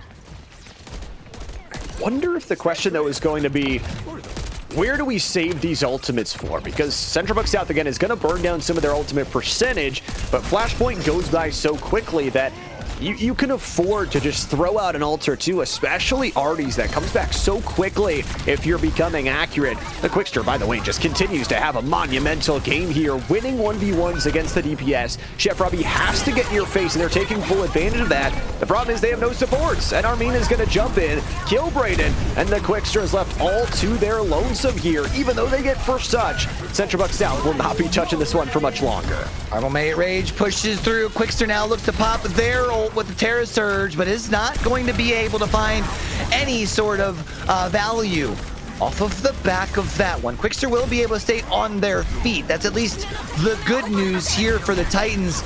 especially as they are still technically in the lead on the second point as well, as they've just recapped with it. Yeah, they don't waste a single beat. They get themselves right back in. That Terror Surge delays for enough time to get the rest of the team funneled in. And we are back to the stalemate, the neutral game here between these two teams with so much available in terms of the ultimate side of things. It's actually the Tree of Life forced very early and forced for nothing. The orbital laser gets already the double kill, the boost of damage, and Central Book South is having themselves a complete map right here. This is what they're hoping for on a map number 4, where you can still turn the tides and pick up the momentum before you do go into that decider. We did mention, however, that if Central Buck South does win this map number 4 and force a game number 5, Reach Cyber will have the choice as far as which direction we go. Ult's gonna get popped here by Mega, but they're gonna get put down relatively quickly. Can't find much off the back of that. Chef Robbie tried to bake them on the back line, but instead was buttered up themselves. Brayden just forces them in, uses the Terror Surge to get some extra damage. This is a 2-for-2 trade, but I would favor this one to the Quickster, who continues to win, continues to lead, and continues to stay alive. Here comes the overdrive, right to the back line with those heavy rounds to force them off at this point. There it is. They C9 him again, and the protocol earns them a point number 2. One more point's all they need to go off to a decider. And for the Titans, all you want is to have yourself a chance. It will be Armin and Connor Zombie that will eventually fall. And now it will be the squad of Central Buck South that'll look to get up onto their feet and head on over to this next flashpoint quick, fast, and in a hurry. This would be a statement. If Central Buck South could find this next point, find themselves a sweep of map number 4 on their own selection. Of course, Reach Cyber would still get to choose where we get to go, but a one-map decider would reminisce back to the early ages of today. Armin is going to make sure it doesn't go there just yet. Pops that rage, gets Brayden dead, and IHOP Pancakes is next to follow. A double kill from the Monkey. Oh, Rage still looking to get aggressive here. Chef Robbie, oh, they're in danger, and they will end up falling. Armin and Mega both find one to their names, and one of those ends up being the support. So a little bit tougher to be able to hold the line, but it is the Rockets that do still have the control of the point. They're climbing up over that 20%. They need to hold, though. This is a point scenario where they need to go 3 flashpoints straight. Great snipe, by the way, from Connor Zombie. The kunai finds a lonely head of Brayden and starts out the fight without a Bastion. That's not a way to do it. From Central Buck South, they still have Artie, who has been far and away one of the best members on this team, leading from the front. And we talk about Artie's skill discipline on multiple titles here. Quickster, by the way, still just winning 1v1s for free. I don't know who gave this Orisa that much space. They running the risk of allowing Reach Cyber back into it, though, as they're climbing up towards that 80% here. As Armin will look to duck back and will be able to pick up that little bit of a health pack. I'm not sure how much of that was necessary, but the rest of their team's on the other side of the map, so they'll look to try and regroup. The good news is, as long as you win this next team fight, you're still going to be able to cap this first point here in map number 4, or for the third sub-map. It's a must cap, though. And for Central Buck South, they've got 3 ultimates to try and deny it here. You watch for the Terror Surge. That is a big one to try and zone them away. Here comes the orbital laser. That means fight. Quickster is probably going to die before they get the ultimate off here. And the Kitsune Rush will go off before Connor Zombie dies too. It's a 1-for-1. But realistically, with Armin still alive here, it should just be a spray down for Reach Cyber. Instead, Artie's got another protocol ripping through the back line. Even with a monkey in the face, is able to find some good damage. But Reach Cyber finally finished. Armin goes heroic, finds a triple kill, and the Rockets should score here. I'll give them their first point, gets them onto the board, and now this 4th flashpoint will unlock in about 30 seconds. And this could be a big one, because for momentum's sake, if Reach Cyber are able to go back-to-back, they could very well be looking to wrap things up here on Suravasa. And then there's that outside chance that Reach Cyber don't even need to go that final map, to go straight away. Quickster is gonna take down Mega, Great little 1-for-1 here, and Central Bucks, a good eyesight looks as they find another kill for Quickster, who again continues to succeed here on this Orisa. They should have a touch for absolutely free. They will at least get the capture over on this CB South side. Can you push this and carry it across the finish line if you're the Titans? And indeed, force a map number 5. You figure with as quick as these points do count and tick their way on up, as long as you can hold the line for 2 fights, that should be it. Armina's gonna switch over to the big muscle man. Loch Nessie will give them the extra HP to work off of, and Braden's ultimate actually flies by the wayside. It's Reach Cyber with the re-entry of incredible nature as Armin forces 2 catastrophes in the backline, and Frenchet gets the ultimate off before Armin takes down the support line as well. It is a tank v tank battle, and we are just living in their world. It's tough. Quickster and Frenchet both popping their ults, neither of which really finding much value off of the back of. Meanwhile, Mega already has theirs available. You can also get Armin's available here relatively soon. Just as much as it looked like Central Buck South was looking to extend things into a map number 5. We talked about the scary word momentum. It seems to be compounding down on that Rocket side of the server. Mega's gonna be the predator here. Who will be their prey? The effort, the compounding nature, and the mathematics all feeling like it's going Reach Cyber's way. The Central Bucks have an equation that could try and change things up. Oh no, Braden is the first to get the kill, but it's gonna be a complete disaster of a fight. It is the high ground take, and Reach Cyber completely dismantling their angles. They might just score here again.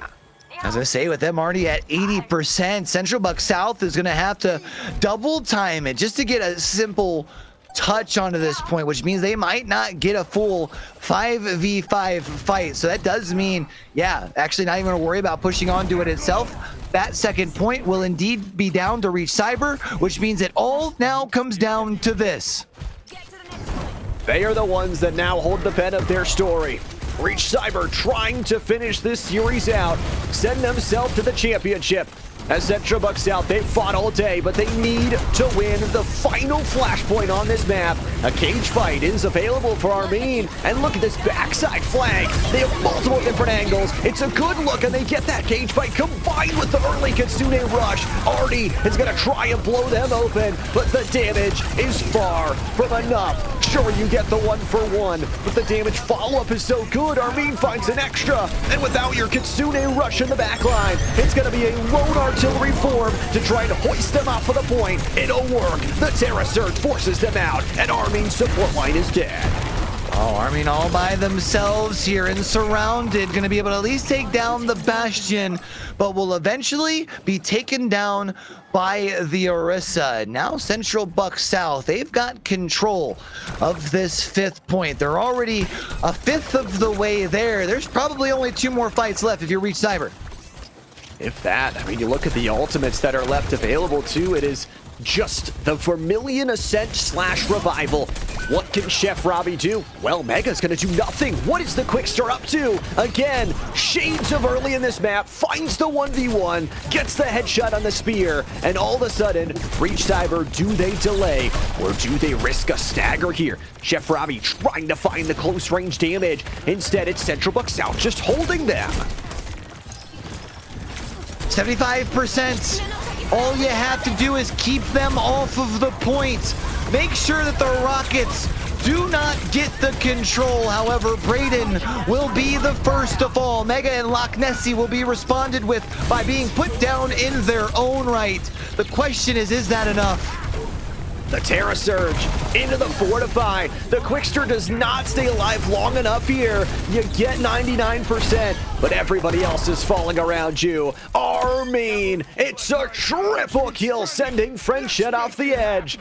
And now we get to brass tacks. There is no way, right? You get Central Buck South and 99 on map number 4, trying to force a map number 5. Is this where the Rockets hold the line?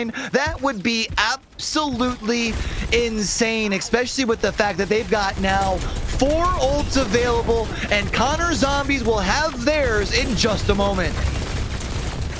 no ultimates available from Central Buck South. They need to win a fight, but they've got to force out the ultimates here in this one.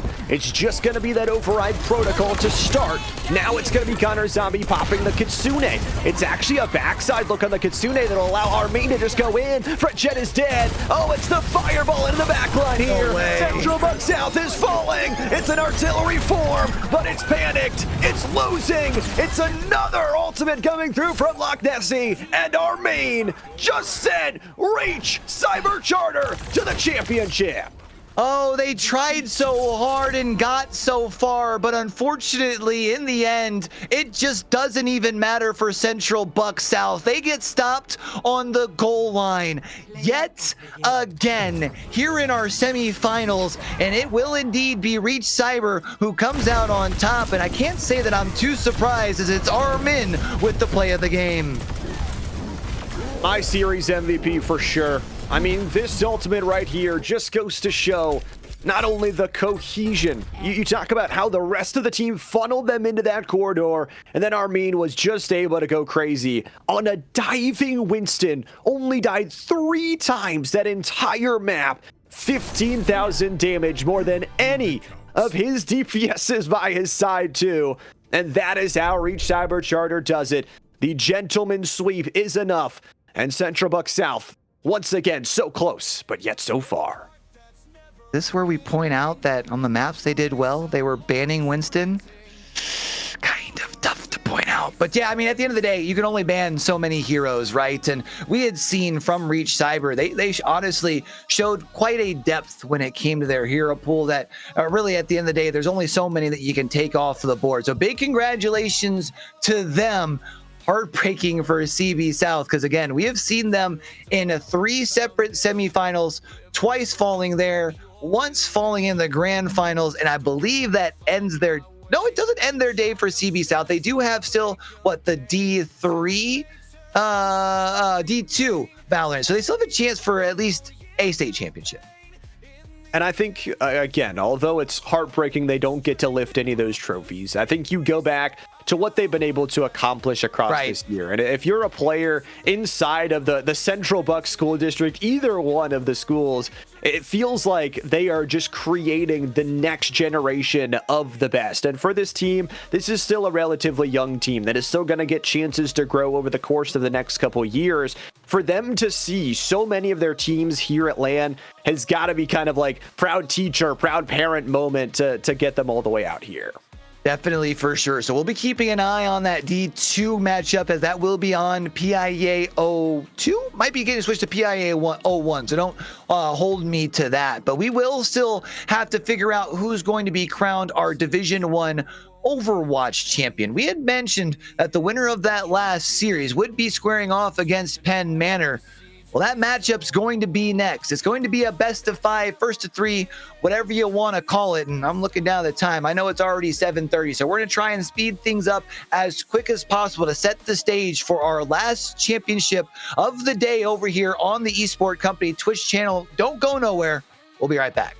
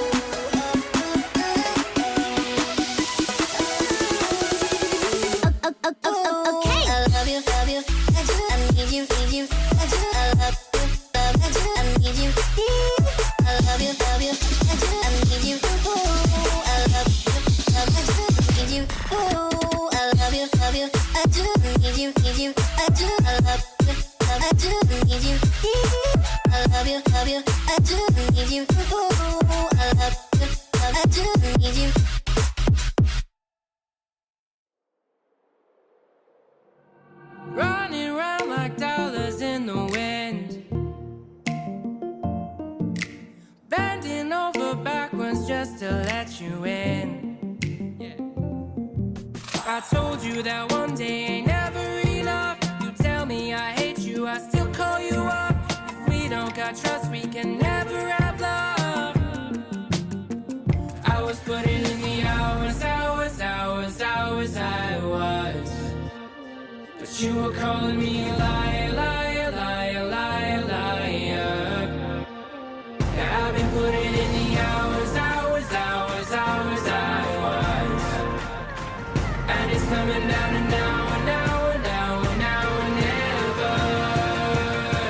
I was putting in the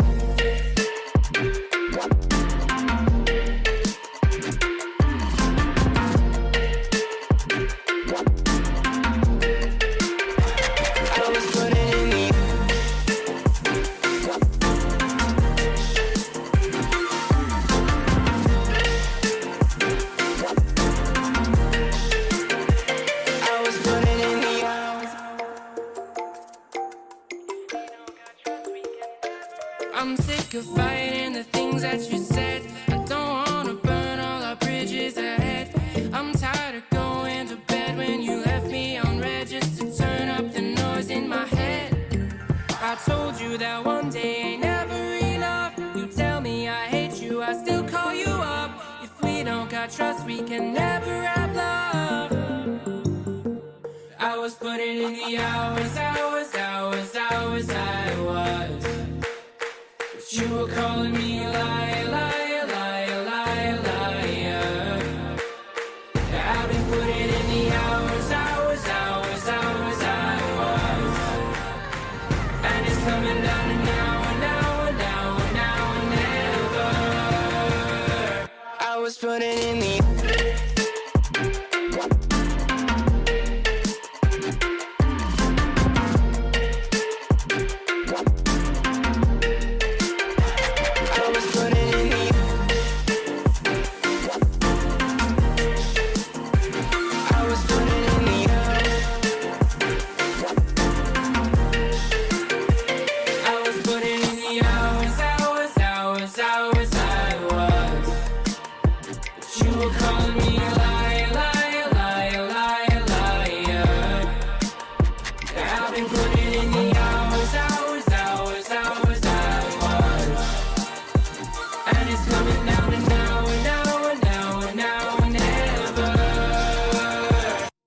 putting in the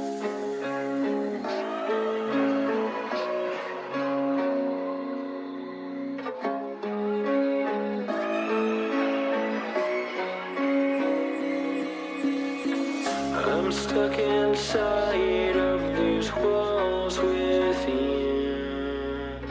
I don't recognize who I've turned into. I'm losing hope and getting myself back. Everything around me is starting to turn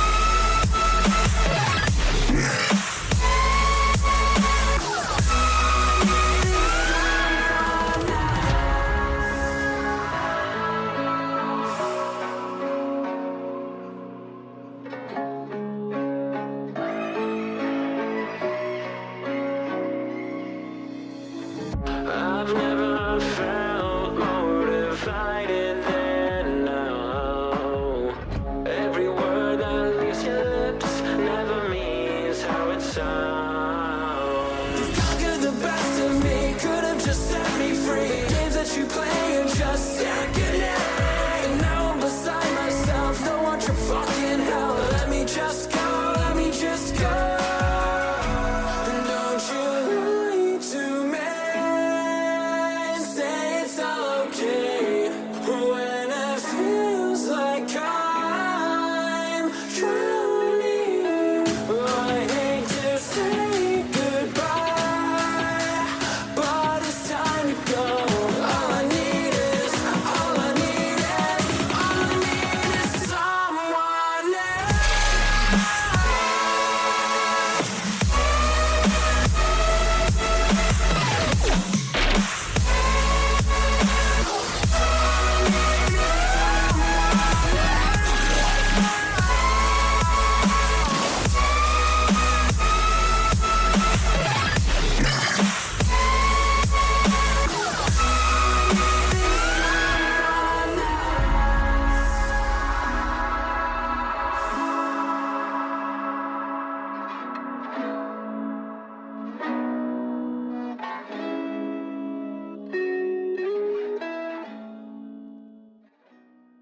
Welcome back, everybody. Still here at the Pennsylvania Interscholastic Esports Association State Championships, brought to you by the Esport Company. We've got one more title left to claim for the Division I side of our esports program, and we just saw Reach Cyber punch their ticket, but they've got to play a really tough Penn Manor crew, both of which who were flawless on their route here. It's Unstoppable Force meets another Unstoppable Force. There's no immovable object. They're just two unstoppable forces. Yeah, it's the Rockets versus the Comets. So our own 2026 version of Armageddon, I guess? I don't know. It is going to be our really good series, though. I do anticipate. Should be intriguing because, as we mentioned during the course of that last series, while we were waiting to see who would be waiting to square off against Penn Manor, Penn Manor was looking for the three-peat last year, and they ended up falling a bit short, which means for some of the seniors on this roster, they had a chance to go their entire high school career as state champions. They weren't able to do so because they fell short last year. Surely are going to look to try and finish their high school careers on an exclamation point here today. And I will say, again, last year was a crazy scenario. Once again, South Fayette just pops up out of nowhere. Random lacrosse team decides they're going to try out Overwatch. Apparently, they are prodigies, and they are the best in the world. They go on to win the state championship, and then they dissolve into thin air. They are no longer here to try and contest. These are two teams who have yet to drop a series on their way to this championship, who both won their own respective conferences and did so in flawless nature. It couldn't be better than this. We start on Nepal. Let's get to this best of five.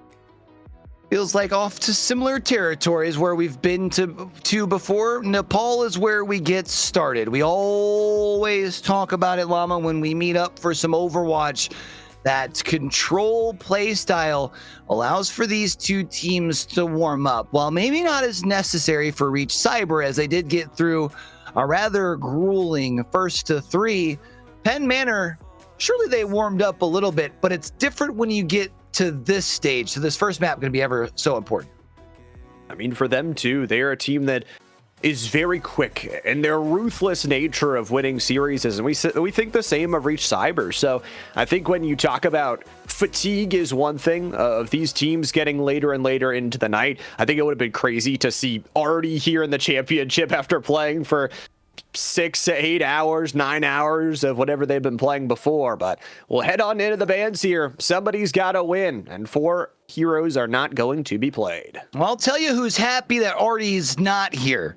That's the D2 Valorant, I do believe it is, that is currently going on PIEA 01, thanks to the fact that CEB South fell just a little short in that last one. So otherwise, who would have known how long both Central Buck South and Forest Hills D2 Valorant squads would have been stuck at the mount. But we see the first couple of bans coming across, and a lot of usual suspects here. Did we see the cat ban at all? Yeah, we saw the cat banned once in that last series. It was map number 1. We'll be banned here in map number 1 for our grand finals yet again. It is important to note we only allow 2 support bans in total. So the Baptiste and the Cat make it so that it had to be a DPS or tank band away, and it is going to be the Onron. So some of that close range damage has some versatility with the ultimate. You can send it flying like a meteor into the backline, or you can just play it as a resurrection. That will not be seen here in map number 1. Of course, we're playing the exact same rules we did for that last series. You lose, you get to pick where we're going on both map and mode, but you can't pick a mode that was already played, and as a bonus, we smushed Flashpoint and pushed together. So it took, up until map number 4 for that duo pick to come across. We'll see if that ends up being the case here. But every single week of Overwatch starts the same. The playoffs is no different. It is indeed that domination/control map point here. So I feel like for Reach Cyber, while they were able to pick up the Flashpoint to wrap up that semifinals, let's not forget that it was the control, the one lone map that they dropped in their semifinal matchup.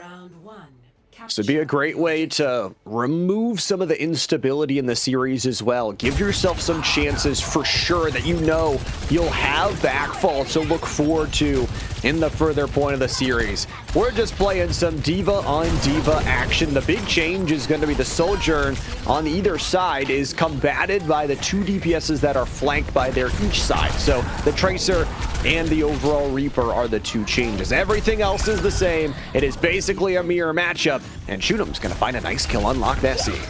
Shunam has been one of those players for the Comets over the course of the years that often finds those big openings at rather critical moments. So surely going to be looking towards them. I feel like a lot of teams over the course of the playoffs have generally looked towards that Tracer as a targeted ban because of Shunam. Isn't going to be the case here, so let's see how disruptive they can be in map number 1.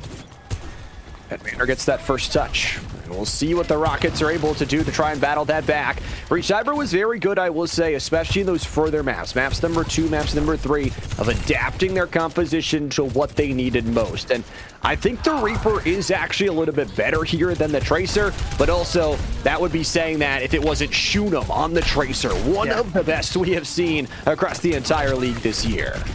And again, I do believe has signed towards Syracuse, I believe, for as far as next year. So definitely going to be keeping an eye on that young man as they move into the collegiate space for some esports. Shunam does eventually fall, but the other 4 players still are going to be left standing here for Penn Manor as they are already halfway to being able to pick up this first submap. We talk about their domination and what they do in the little things, their individual 1v1s, and we saw how close it was for Reach Cyber to win that previous series. Reach Cyber is an undefeated champion, just like Penn Manor, but there are just so many little things that they do so well that are going to be tough to fight into for this entire series. One of those things is holding on to ultimates. They've got 4 of them. Their neutral game has been phenomenal today. He's going to look to pop theirs here. His question is how many more ults get invested, or is that going to be all they need? It looks like for now, IJV, Wild Baller, and Shunam all going to be holding on to theirs. Armin looking to play aggressive, finds one, but looks like that's going to be it. Penn Manor just holding the ultimates, just holding them out here, winning the 1v1s and forcing these outside looks. Mega is going to get a nice kill onto IJV, so maybe there's an opening here without that sound barrier available on the other side that you can get this capture, but realistically, Penn Manor is just going to wait for that. Kitsune rush here from Connor Zombie to force them out. Penn Manor, smart team, immediately backs away. They'll back down, they'll regroup. I mean, they've put themselves in a pretty advantageous position. They were already up to that 99%. One team fight's going to be all it takes to be able to take this sub-map number 1. Armin gets chased down here by Wild Baller, who's rocking that identical diva. But Armin still being able to do a great job of creating a havoc here.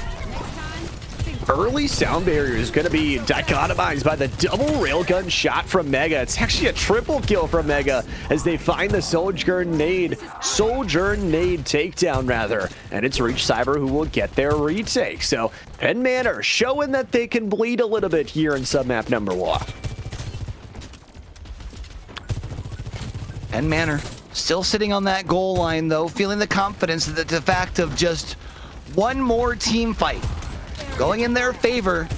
Well, at least get them off to a good start. But for now, Mega and company doing a great job of being able to keep these Comets here at bay. You do still have Wild Bowler, who has their ult available, but of course Armin has theirs available as well. Clancy and IJV both fall with both supports gone. It's going to make this a tougher challenge for Penn Manor.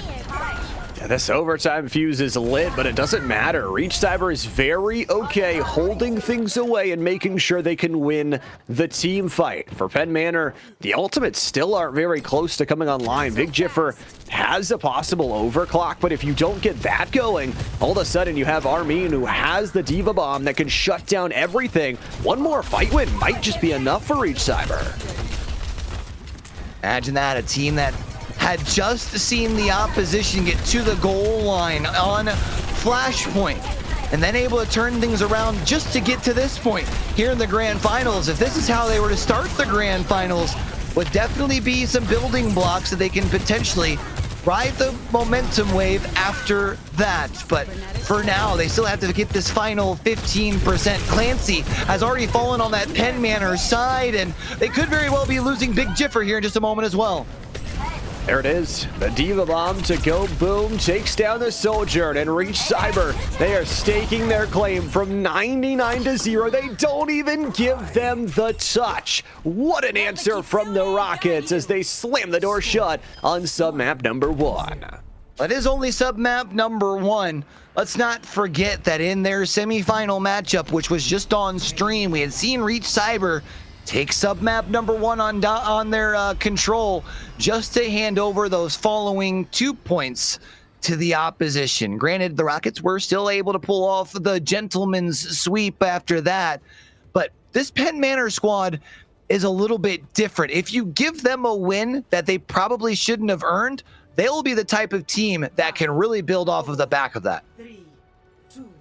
Here's the thing as well. For Penn Manor, not only throughout this playoff bracket in the state championship, but through the regular season, they haven't dropped a single map.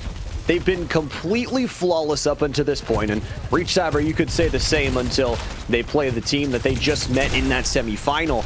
Both teams have been very, very good. Penn Manor does not lose. It is in their blood, and they have not lost the map quite yet, but they need to find a fight here. They're going to make no changes. They trust the composition, and it's because they've got Big Jiffer and Shoot'em, who are just two of the best DPSs in the entire league.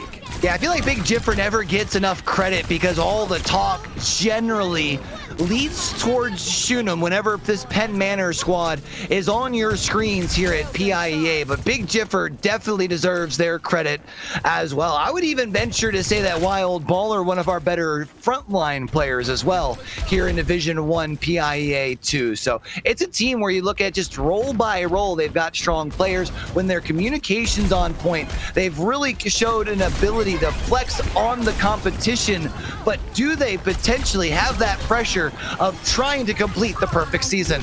I mean, there is that, but it also is you're playing best on best. When we talk about Reach Cyber, we could say the exact same thing. Mega, you talk about their carry potential alongside Armin that put them in this position to get there. Shoot up, that is filthy. Launches him up into the air and executes Connor Zombie as Armin is able to take one of the backline. It is the poor old backliners that have to take the brunt of the damage, and IJV good for some kills. Shoot'em going forward as Penn Manor regains their control. Going crazy, continue to knock them down up to 50% here. Our Penn Manor on this second map point. IJV will retreat back to the spawn doors. That way that little extra burst of speed can be used for their teammate to be able to regroup back onto the point itself. Now it's going to be up to Reach Cyber with 65% already being accrued for Penn Manor. It feels like this is the last chance. You've got an ultimate to try and change that too. For Armin, you have the Diva Bomb. The question is going to be for Big Jiffer, how big is this ultimate? The Diva Bomb is going to be quickly avoided by the walls of this Nepal submap number 2. It's a nice Sojourn grenade to push them forward as Wild Baller holds onto their ultimate. Penn Manor just keeps on building up the damage. It's a double kill from Wild Baller, taking down both of the frontline members. Shoot'em follows it up, and that should realistically be a submap number 3 activated. Starting to feel like deja vu, ain't it? All over again. We mentioned Reach Cyber had picked up the first sub-map on their first iteration of Control, just to drop the next two. Well, sub-map 1 worked out in similar fashion, as has sub-map 2, as long as they can get across the finish line here. The question is, who's going to be able to pick up this first map? Eventually, they will get all the members out of this point. It is 100-0 here for Penn Manor on sub-map number 2. Somebody's got to win Nepal, and somebody has got to do it right here, right now. For Reach Cyber, I'll be interested to see if they change anything. Again, neither team changed anything in their compositions. Armin is going to bring out the Ramacha. Was banned away for all 5 maps. Back in that previous series, we'll get to see what it's truly made of. You know what's interesting? You pointed out that the Ramacher was banned all 5 maps in the last one, but wasn't it Reach Cyber that was banning it? Oh, I think it was, yeah. Which is intriguing because now you're leaning towards that pick to try to bring yourself right back into it. I guess maybe we'll have to do some research and see if maybe Ramacha was just one of the more common picks on the front line as far as for CB South. But this third sub-map is who's going to figure out who gets off to the right start. As far as in our grand finals, this first team fight is what it's all about. We ended on the best part of Nepal, the one with pits and voids surrounding the entirety of that objective area. And a 1-for-1 is what starts us off. Without Big Jiffer, it's going to be a damage question here in this first fight for Penn Manor. Sure, you took out Loch Nessie and you take down Mega, but they find a burst down low. Shoot them so good about sequestering them into a one open hallway. Wildballer finds the double kill, and IJB puts the final dagger in the back. First one's on the board here is going to be Penn Manor as that percentage starts to climb up on that right side of the scoreboard. While Baller will look to play aggressive and meet with a little bit of that resistance here at this first doorway. Realistically, not going to be able to pick up a pick, but just that little bit of additional pressure makes all of the difference. Connor Zombie and Loch Nessie will fall, which means the rest of the dominoes should fall in sequence behind them, or at minimum, push them back to their spawn doors. Shoot'em has had some really good fights there. Finds himself a double kill on the upfront damage. And Reach Cyber, the change away to the front-to-back team fight, not quite working out through Armin. The question is now, they've got about 50% to try and make a decision. Stick with the composition, try and get to those ultimates, or change now. And it looks like they're just going to hit the go button. Immediately, the Ravenous Vortex is going to catch out Shoot'em. They survive, they get the healing, and now they're back to go. Armin has the fisticuffs out, not going to be able to find a pickup off of the back of it. Found a little bit of a damage, but I would argue probably not enough. And Armin not like this, jumping off to their own demise, which leaves the rest of the squad susceptible to the team wipe. Full cap, recap here from Penn Manor. They're very okay, giving a little bit of percentage, just bait you right back in. Hook, ladder, sinker here. Wildballer still has a big diva bomb, and that Ravenous Vortex just not catching enough. The slowing field doesn't quite get Wildballer, and Shoot'em's pulse bomb starts out the fight with a bang. Baller gets back to some safety, allows for the rest of the team to push up towards this doorway and meet with that extra resistance. Keep in mind, while Baller does have that ultimate, if they do want to dive on in to get take advantage of that big explosion, however, not going to be needed. Just simply needing to hold right. Trigger gets the assistance from their teammates, and that should just about spell curtains here for map number 1. Incredible comeback performance from Penn Manor. They dropped just 11% in the 2 sub-maps that they have to come back on.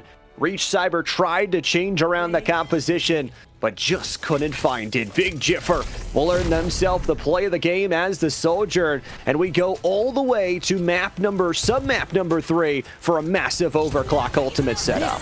This is big here towards the end to just help clean up the last really big fight here, as it's a couple of kills, got the assist on the third as well, and well, in a very similar fashion to that semifinals matchup that was just on stream, the Rockets pick up sub-map number 1 before dropping 2 in a row.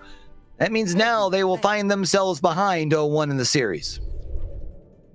It's a tough way to go, but at the same time, we've already seen that Reach Cyber has some interesting map picks up their sleeve to try and go on to that possibly Penn Manor hasn't been as practiced on. But for Penn Manor, I think that first sub-map, again, coming in a little bit cold against a team that just played a full 5-map series, or a full 4-map series, basically, against a very tough opponent, they are going to be ready. So for Shunem to find that footing, to get there, it feels really good from Penn Manor. But again, this was a similar scenario to last year. I mean, Penn Manor was able to do some good damage and was able to challenge that South Fayette crew, but ended up losing the series. You've got to think about the finish and not just, okay, we're up 1 map at this point. Yeah, I would imagine still thoughts from last year. They're not going to be happy with just a 1 or 2 map lead. I don't want to assume that that was the case last year, but with as dominant as they had been last year up until that state championship, honestly couldn't have blamed them. I think it's part of the reason that we've seen them kind of keep that extra edge to them over the course of the entirety of this school year. Like you mentioned, they have not only not dropped a map during our playoffs, they haven't dropped a map through the entirety of the semester, and they're already off to a good start here in our championship. And I'll say as well, I know we'll repeat it a couple more times tonight because it is well-deserved of praise, but Shunem, I think at the start of the season, along with everybody else in this team, realized we are that good. We still are a championship contending team in the state. We are probably one of the best in our role in actually the United States. And getting some national recognition, getting to talk to some different collegiate scouts, I'm very excited to see what Shunem goes on and does next at that next level at Syracuse. But this is just a really good example for all of our other players. You know, when we met Shunem is still a very good player, but has improved over the course of those years, sets a really good tone for the future of this program and the pipeline to the collegiate programs they can access. Yeah, I mean, how often here in PIEA do we see students that like sit at the top of their title and then maybe complacent isn't the right word, but just don't keep that same hunger? It's definitely seemed like Shunem has remembered exactly what has gotten him to this position and has kept that pedal down. Now, Llama, you had mentioned how we had seen some different map picks from Reach Cyber in that semifinals. One of them is exactly where we're off to next, right? So here for hybrid, I feel like generally we see MGTOW, like 85% of the time we see hybrid. The other 14% is Hollywood, but that 1%, well, we get to see it ran back for a second time here today. And this is kind of the one that, either way, you know, this is probably one that may decide the series. Where if you lose this one, if Penn Manor takes your map pick, your kind of ace up the sleeve, things are probably over. Not only because you have to win 3 straight, but you just lost your best map pick and probably the entire series of what we saw from your previous. If you win, all of a sudden you generate so much momentum, it could throw this Penn Manor team for a loop. This is also a map where, you know, sometimes, like we said, the tracer isn't as good because there's a lot of verticality, and getting that horizontal dash doesn't always work.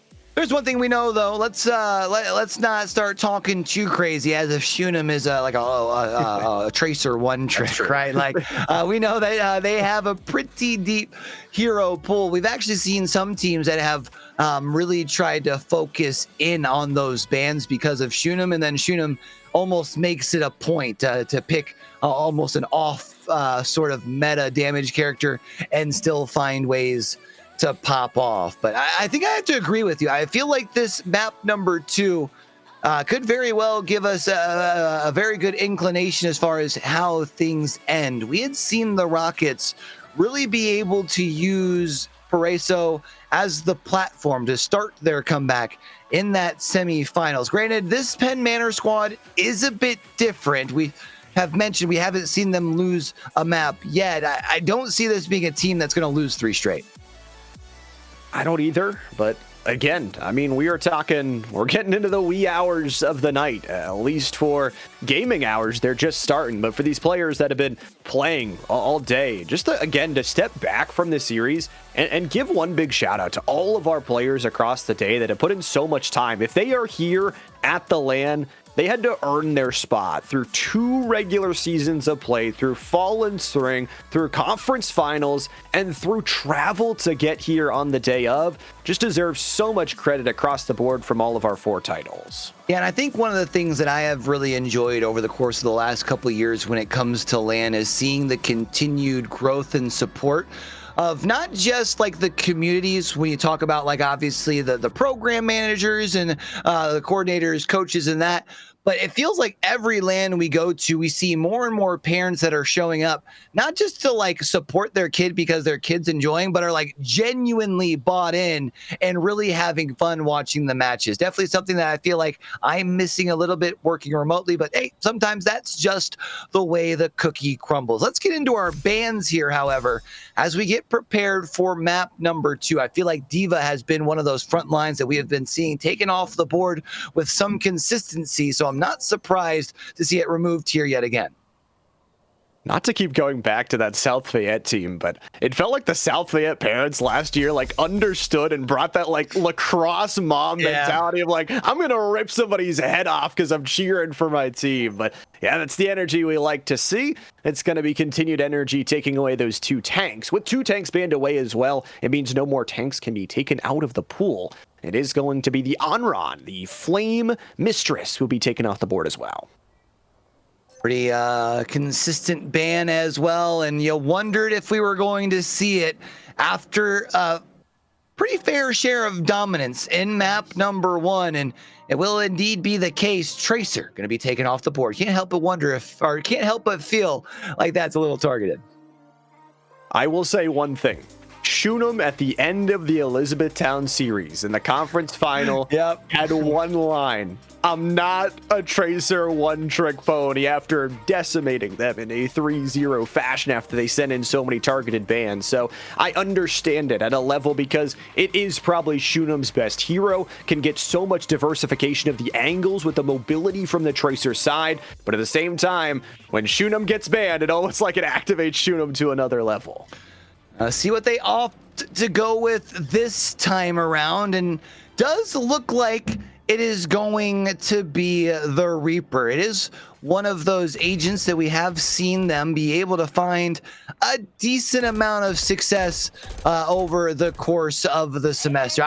My bets were either there or the Venture, but honestly, love to see me some Shunem Reaper. Let's get down to it. We talked about the importance of this map, and especially for a team like Reach Cyber to win their own selection and start to turn the tide of the series. Funny enough, playing today in the playoffs, they are so far 1-0 in series score when they lose their first map. So we'll see if it rings true again. For Reach Cyber, they're going to go back to this Mauga, a damaged, heavy composition with some long-range Sojourn action. They'll have to battle into Big Jiffer and that aim that we know is so good. You go to Paraiso here. It's worth noting that last time we were on this map, Reach Cyber started on the attacking side. We often have the conversation where most teams more than likely prefer the defense, but that didn't stop the Rockets from being able to come out on top. Armin getting a little too aggressive with the man with the 2 cannons attached to the hands, and that means Mauga gonna get put down. That was a phenomenal bubble as well from Wildballer to protect their Shunem and make sure that they could stay alive after the Mauga charge in. Shunem's going to get a takedown 1v1 victory on Mega and fade back into the shadows. Reach Cyber has already lost a minute's worth of time here, and Manor doing a great job to hold them. I'm not even sure they've even sniffed the point, let alone gotten close enough to actually be able to start progressing that thing towards that first third of progress. Here's Mauga, who will be able to push up the stairs right towards Wildballer, but Wildballer has no problems going mano here with Armin. I feel like the Zarya plays into the Mauga well.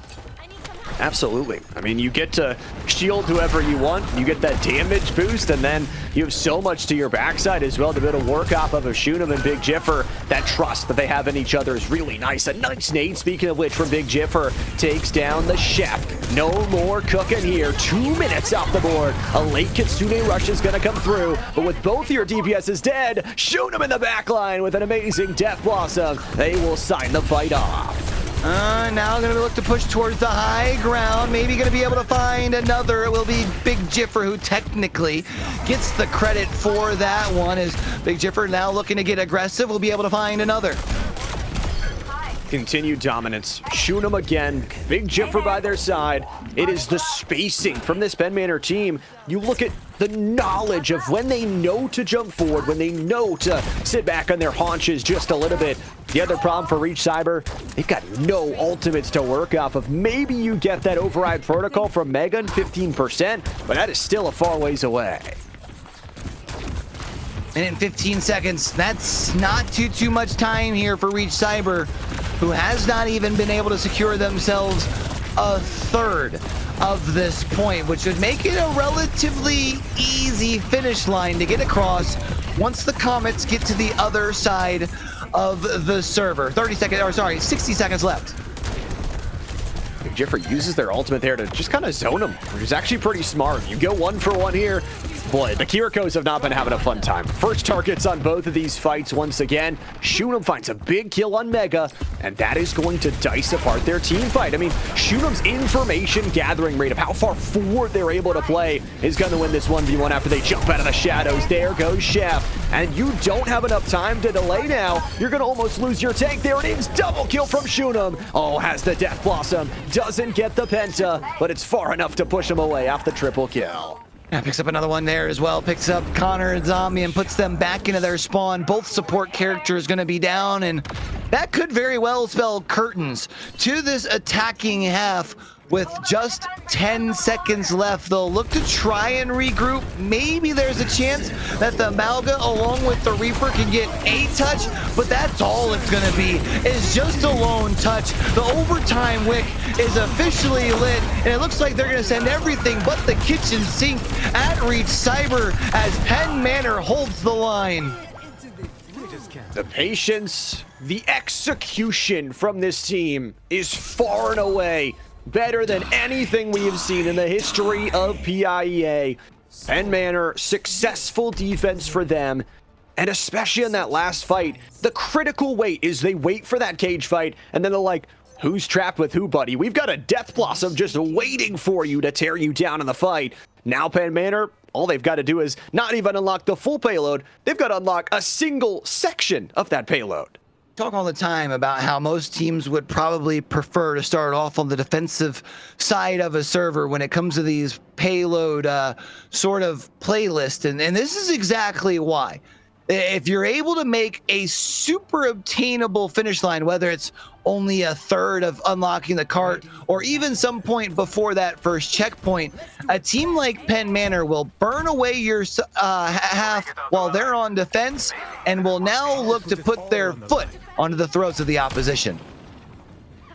They're going to do so with Big Jiffer on the snipe ski, trying to find some lonely heads here from Reach Cyber. It's also important they're going to run the Life Weaver to provide some extra safety from two of those DPSs that have a little bit more squishy health bars, that have the need to get back to the backline without mobility.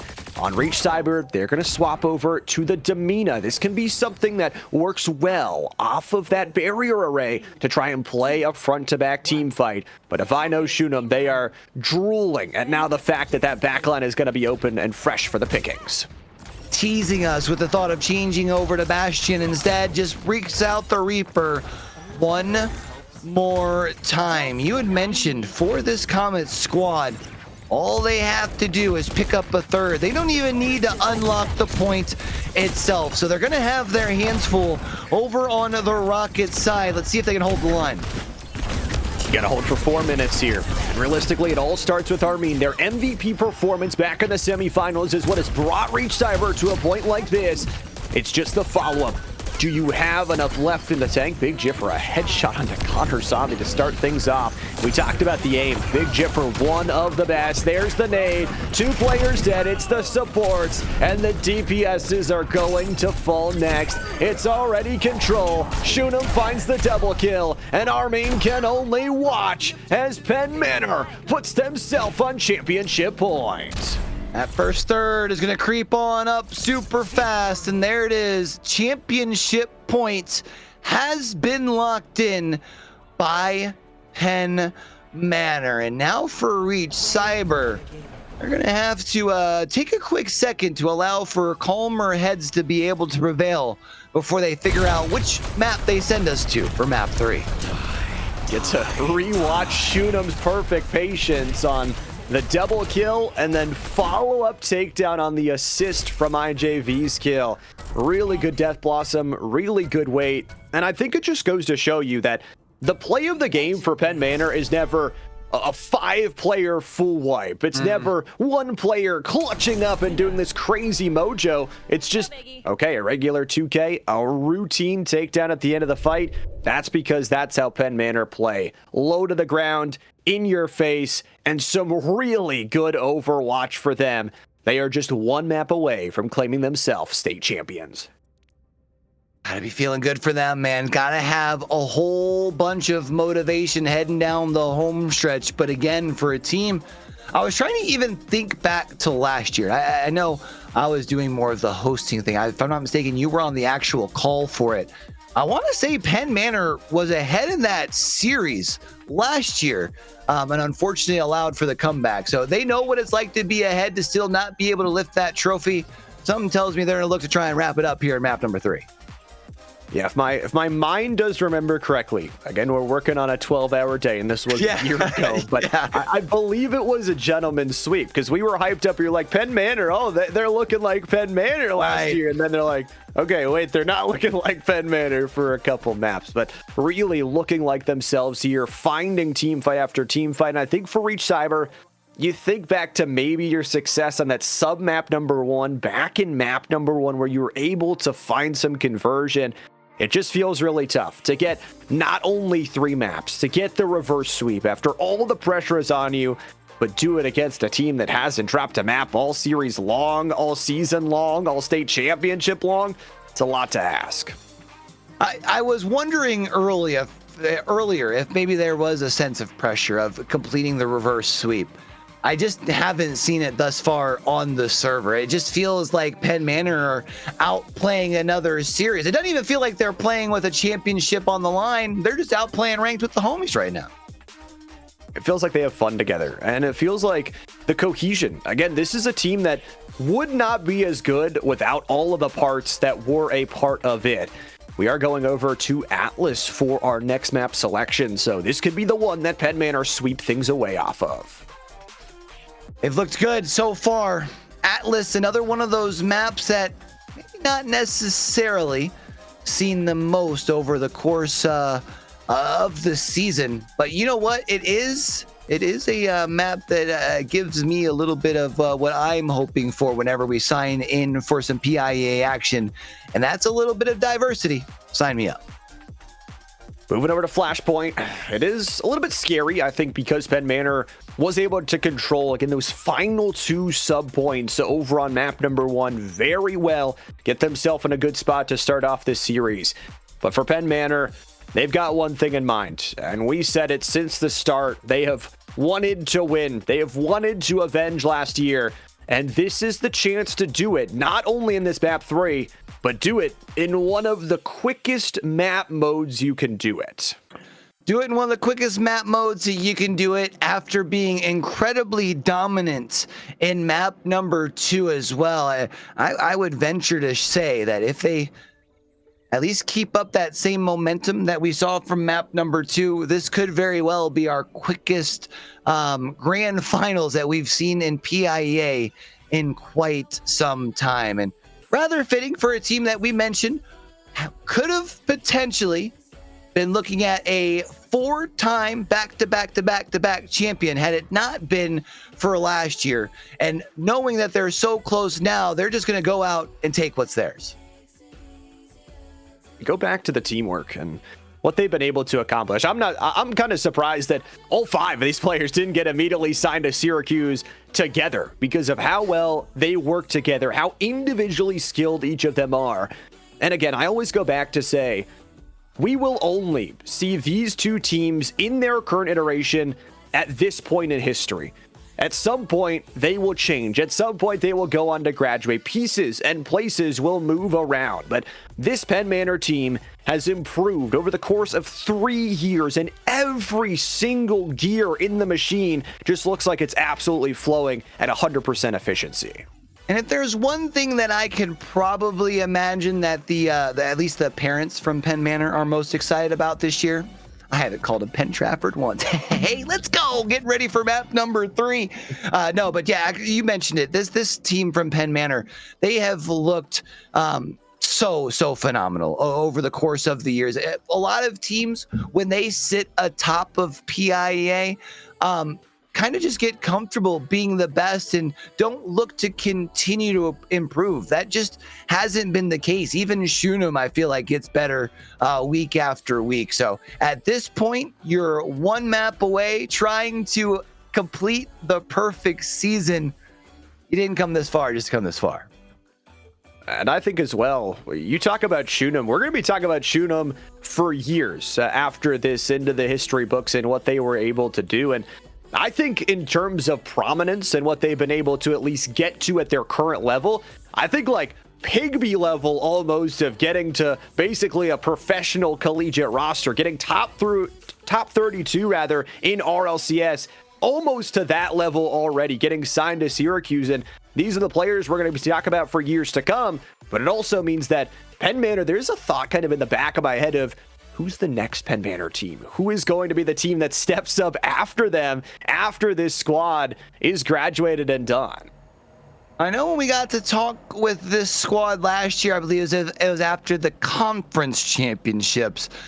We had heard that they were definitely investing some time in some of the younger players on the roster, which is definitely something that you do love to see. This time around, Reach Cyber, they're going to open things up with their bans by taking the Reaper off, which makes me wonder if we see that right into the Tracer for 2 very targeted Shunem bans. I think you can do that, but I think you're going to see a Venture, and I don't think it's going to matter that much. Yeah. We'll have to see, though. It's going to be Winston banned away. Penn Manor will get their second ban. They're going to go double targeting on the tank, so even if Reach Cyber wanted to ban a tank, they would not get the chance to, as Mauga and Winston taken off the board. I feel like you're right. You take Tracer off the board here, you're probably just going to see something different, but instead, is that our first support that's banned over the course of this series? I think it might be so. Lucio going to be taken off here as we get ready to load into our map number 3.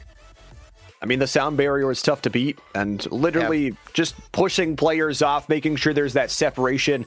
Lucio does a really good job, and especially IJV being able to pilot that is something good to take out of the hands. That's a smart ban. I like to see it here going into map number 3. And for Reach Cyber, they're not done until you finally beat them. They're a team that we saw fight back from a 1-map deficit, go 3 maps straight.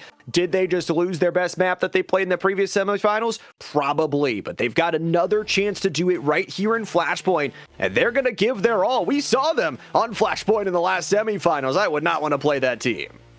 Definitely wouldn't want to play that team. Not now, not with the target in mind that the Comets only need 1 more map win to call themselves champion. I can't help but wonder as far as for that thought on the Lucio too, right? Like this team from Penn Manor is already so tough. You add in that extra notch when you can turn things up to an 11 with the Lucio. It makes those players that much more difficult to hit. I see our players having some fun. Nick! Shouting out our observer / producer who has been honestly the absolute GOAT across the semester. It wouldn't be nearly as fun here. They've given us the views and the vibes in the skies across all of our titles here today, as well as all semester long. Yeah, we may have to get this one a quick reset as we are missing a player No, not bold from Reach Cyber. They did not decide to play this one 4v5. They would like all of their teammates if possible. I like the aggression. I like the confidence, but we'll definitely get that 5th in before we start up again. And this is a big one, as we said. Have to get everybody in there. I think this also gives you just a little bit more time to talk about the composition, talk about what you want to do, make sure you kind of actually got a little bit of a look. They're playing a Zarya composition. Maybe we have the tools to counter that. Maybe. I feel like you don't want to overcook too much, right? At this point, well, yeah, your back's up against the wall. I think you just go out and do what's gotten you to this point. And yeah, unfortunately, you are going to be going against a team who's going to be looking to try and do the same thing, but a little bit better. But hey, you're already down 2-0. You might as well just play the hand that has worked the best for you all semester long. So I'm excited for it. Let's see if Reach Cyber has a chance to put themselves back into contention and bring us towards a map number 4, or maybe even a map 5. I would love more maps. I mean, these two teams, they absolutely deserve it. And I think for Reach Cyber, getting to see their growth, not only over the course of the day, but their season as well has been phenomenal. We said it back in the semifinals was the first map that they dropped over the course of the entire season, or back, they actually dropped one back in the quarterfinals, I think, as well, but still not dropping any in the regular season, having that flawless record. Overwatch was actually our most stacked title for PIEA. We had 4 different conferences. We had 2 teams that went undefeated, and they're here in the final on purpose. Unfortunately, only one of them can finish undefeated, and thus far it has been Penn Manor who have been able to find the small differences to be able to come out on top. It doesn't mean that it's done just quite yet. Sometimes it's the ability to overcome adversity that really helps push those teams up towards the next level. So we'll look to the Rockets over on the side of the server for them to see if they can do that here. Maybe there's a chance that that little jump start heading into game number 3 was just what the doctor ordered, like you said, to buy some more time, calm the nerves down, and be able to go out and do what you do best. I think from what we talked about as well, from talking to these teams over the course of interviews, and one of the cool things is obviously they're competitors first, but I think they're friends second. And I think for a lot of these players, getting to meet and learn new skills from a lot of the different teams that they get to play over the course of the regular season, always getting to see the in-person teams is fun. Obviously, Reach Cyber being a cyber school and getting some of that in-person interference not being there, you get to see Penn Manor just having a lot of fun. When we get to see them last year, even though they lost the state championship, they were having fun, meeting the South Fayette guys, high-fiving after the games, and that camaraderie across teams is really cool to see as well. Yeah, you love to see it amongst your peers for sure, especially when you do share, very similar sort of motivating factors. Everybody loves the game, you know what I mean? And to see esports continue to grow, especially here in the great state of Pennsylvania, you definitely love to see it. You mentioned, you see that friendship start to develop. We even saw that with some of our former students who had graduated, who came back to Robert Morris for Land of Steel this year. Thinking of Jake Cray and Ixuavo, got to sit down with the 2 of them who had already been kind of having their own conversations in between series, but to kind of see how much that relationship had built all over the course of the battlefield of some esports is always very fun. And it's cool to see these develop too over the course of multiple years. When you talk about these 2 teams that have kind of fought and staked their name and had their names at the top level for so long, you get into this kind of rivalry. And it's very exciting to see. We will see once again if Reach Cyber can hold on, or if it's Penn Manor trying to close things out. It's map 3. Let's hop on to it. It's Flashpoint. We'll see how quick things go by. And we do indeed have all 10 players out here in the server, and Penn Manor will be able to play quickly towards this first point. Junum is going to bring out the Venture. It is going to be a composition based around the Zarya. And it's kind of interesting. You have Big Jiffer out in an island with this Cassidy, and already the bubble's going to go in. The Wu Yang is devastating to get those knockups. Both DPS are dead. Reach Cyber really don't have a foot to stand on here in this first fight. Already losing both of their damage player lot, Desi being down as well, and there's surely going to be Armin joining them here in just a moment. Hold on a second though, Shoot'em does end up falling, and maybe that's a chance for Reach Cyber to fight their way back into this. Early percentage, though, in these flashpoints, true to their name, they go by absolutely quickly.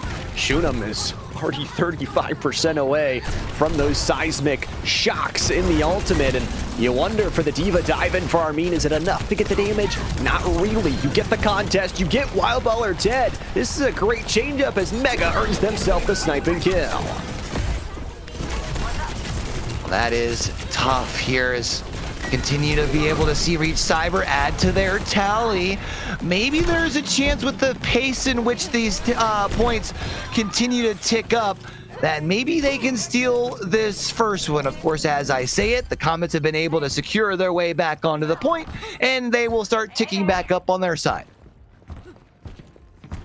I don't know. This venture is so deadly, so good, staying alive for so long, and now has access to the big old ultimate to deal some aerial damage to everybody on the other side. Armin's gonna go D.Va Bomb very early in this fight to try and force them away. It's actually a reset on the mech, excuse me there. So Penn Manor holding down the low ground. They're giving the contest for free, but they'll get some damage on Chef Robbie for it. Overtime Wick is going to be lit. Reach Cyber has technically seized the control of the point, but Big Jiffer and Shunem both able to find a couple, which leaves Armin as the last one left standing. They'll get put down quick, fast, and in a hurry, and the first sub map goes to Penn Manor. Great earning here. They even save away Shunem's ultimate for this next fight. 30% away from the Graviton, 20% away from the Kitsune Rush. Reach Cyber, this is where they have to stake their claim. They don't want to have to wait, like we said in the last flashpoint, all the way to the 5th one to get it done. They need to start the comeback here. They need to start it now. Running out of time. It's now or never. Last thing you want to do is be aiming down the barrel of a reverse sweep on a map like Flashpoint, which does end oh so quickly. Armin looks to aggress forward. Might have gotten caught extending just a little bit too far, especially as Chef Roby has already fallen. Armin almost ends up joining them, but will be back into that mech form. Gets the reset, but the rest of the team is gone. And even though Shunem dies, they had a good focus fire to take down the Venture. There's so much damage. That is an 80 charge Zarya running straight at your face with a Cassidy by its hip. The damage is incredible. And Reach Cyber, once again, letting the percentage build up. Already a third of the way there.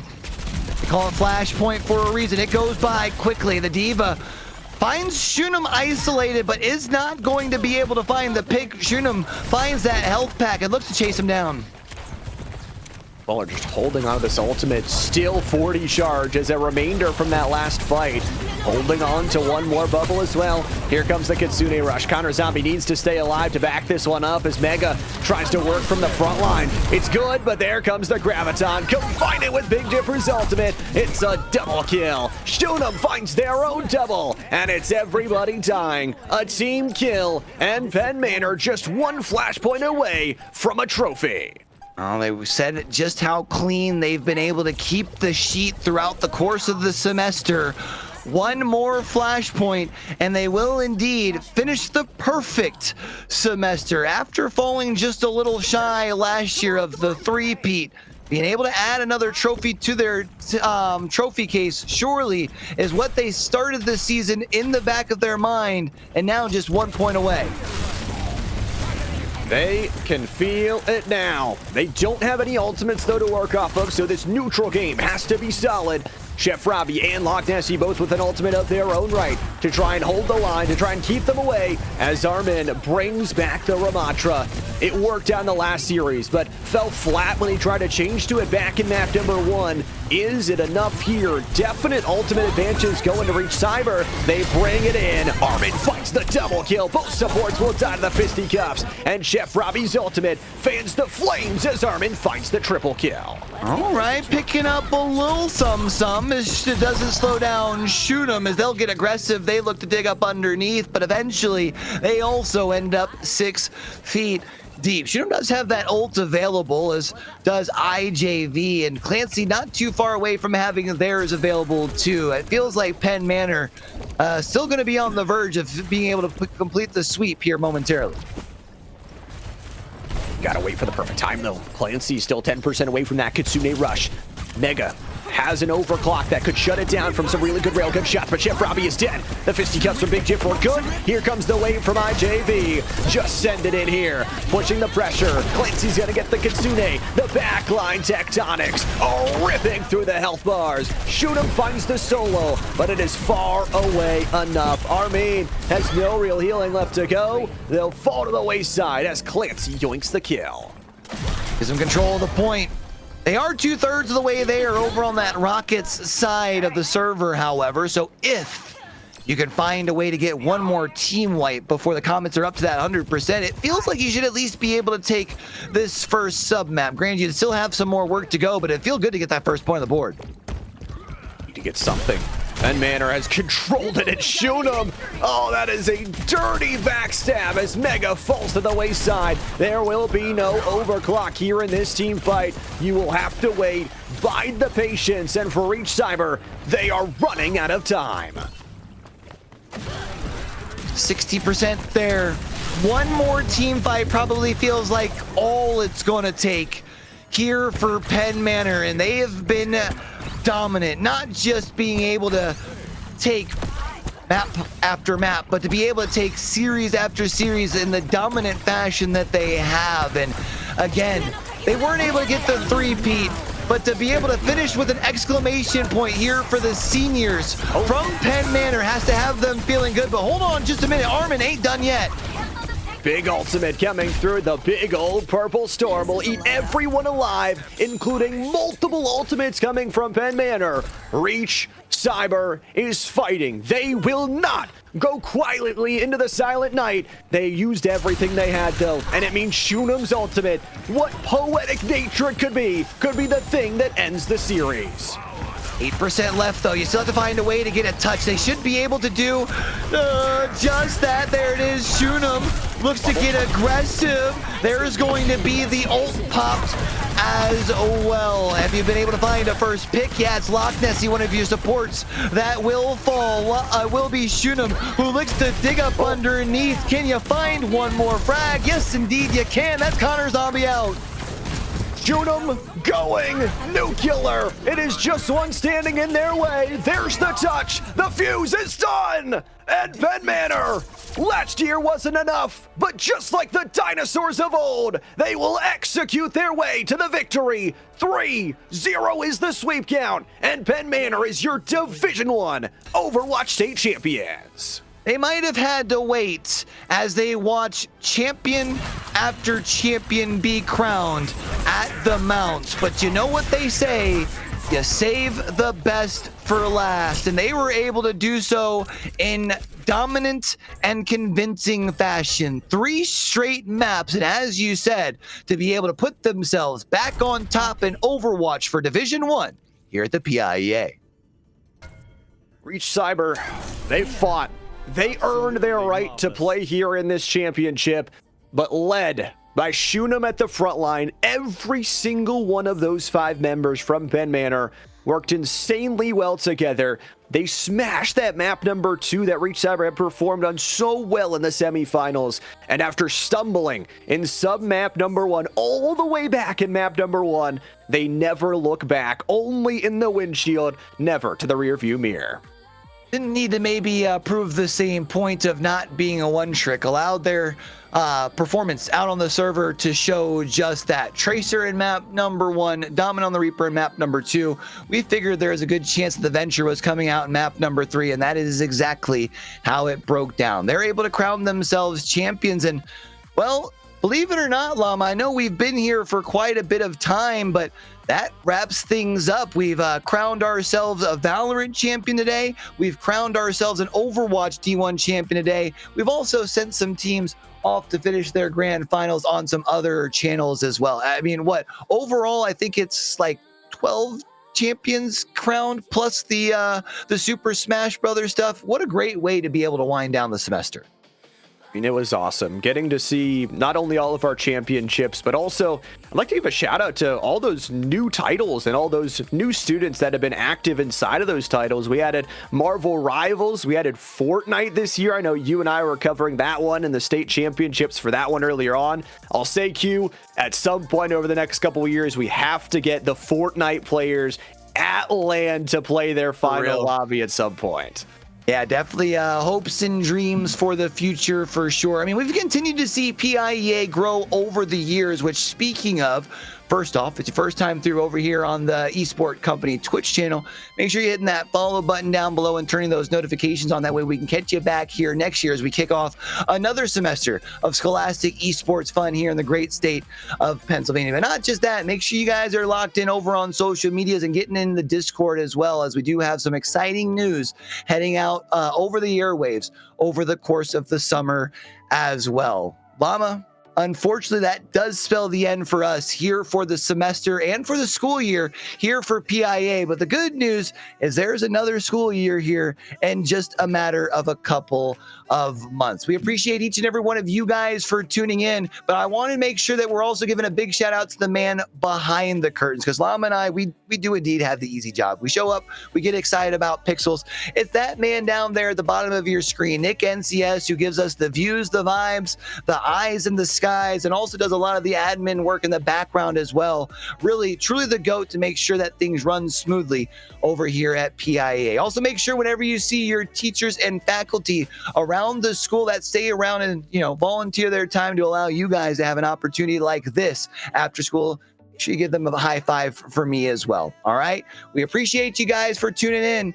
Until we do catch you guys back for the next one, man, don't forget, with everything crazy going on in the world today, be true, be you, be sincere, game hard and love hard. All right, y'all. That's Llama. I'm Q. For the rest of the crew here from the front to the back, y'all have a great rest of your week and have a great summer. Peace. We're out of here. Chasing the wind, gotta love it while you can. In the moment, let it in. No holding back, can't pretend. Your friends, they talk, saying you should be the one to stop. They say you're wrong. Don't you let them get into your thoughts. They're gonna tell you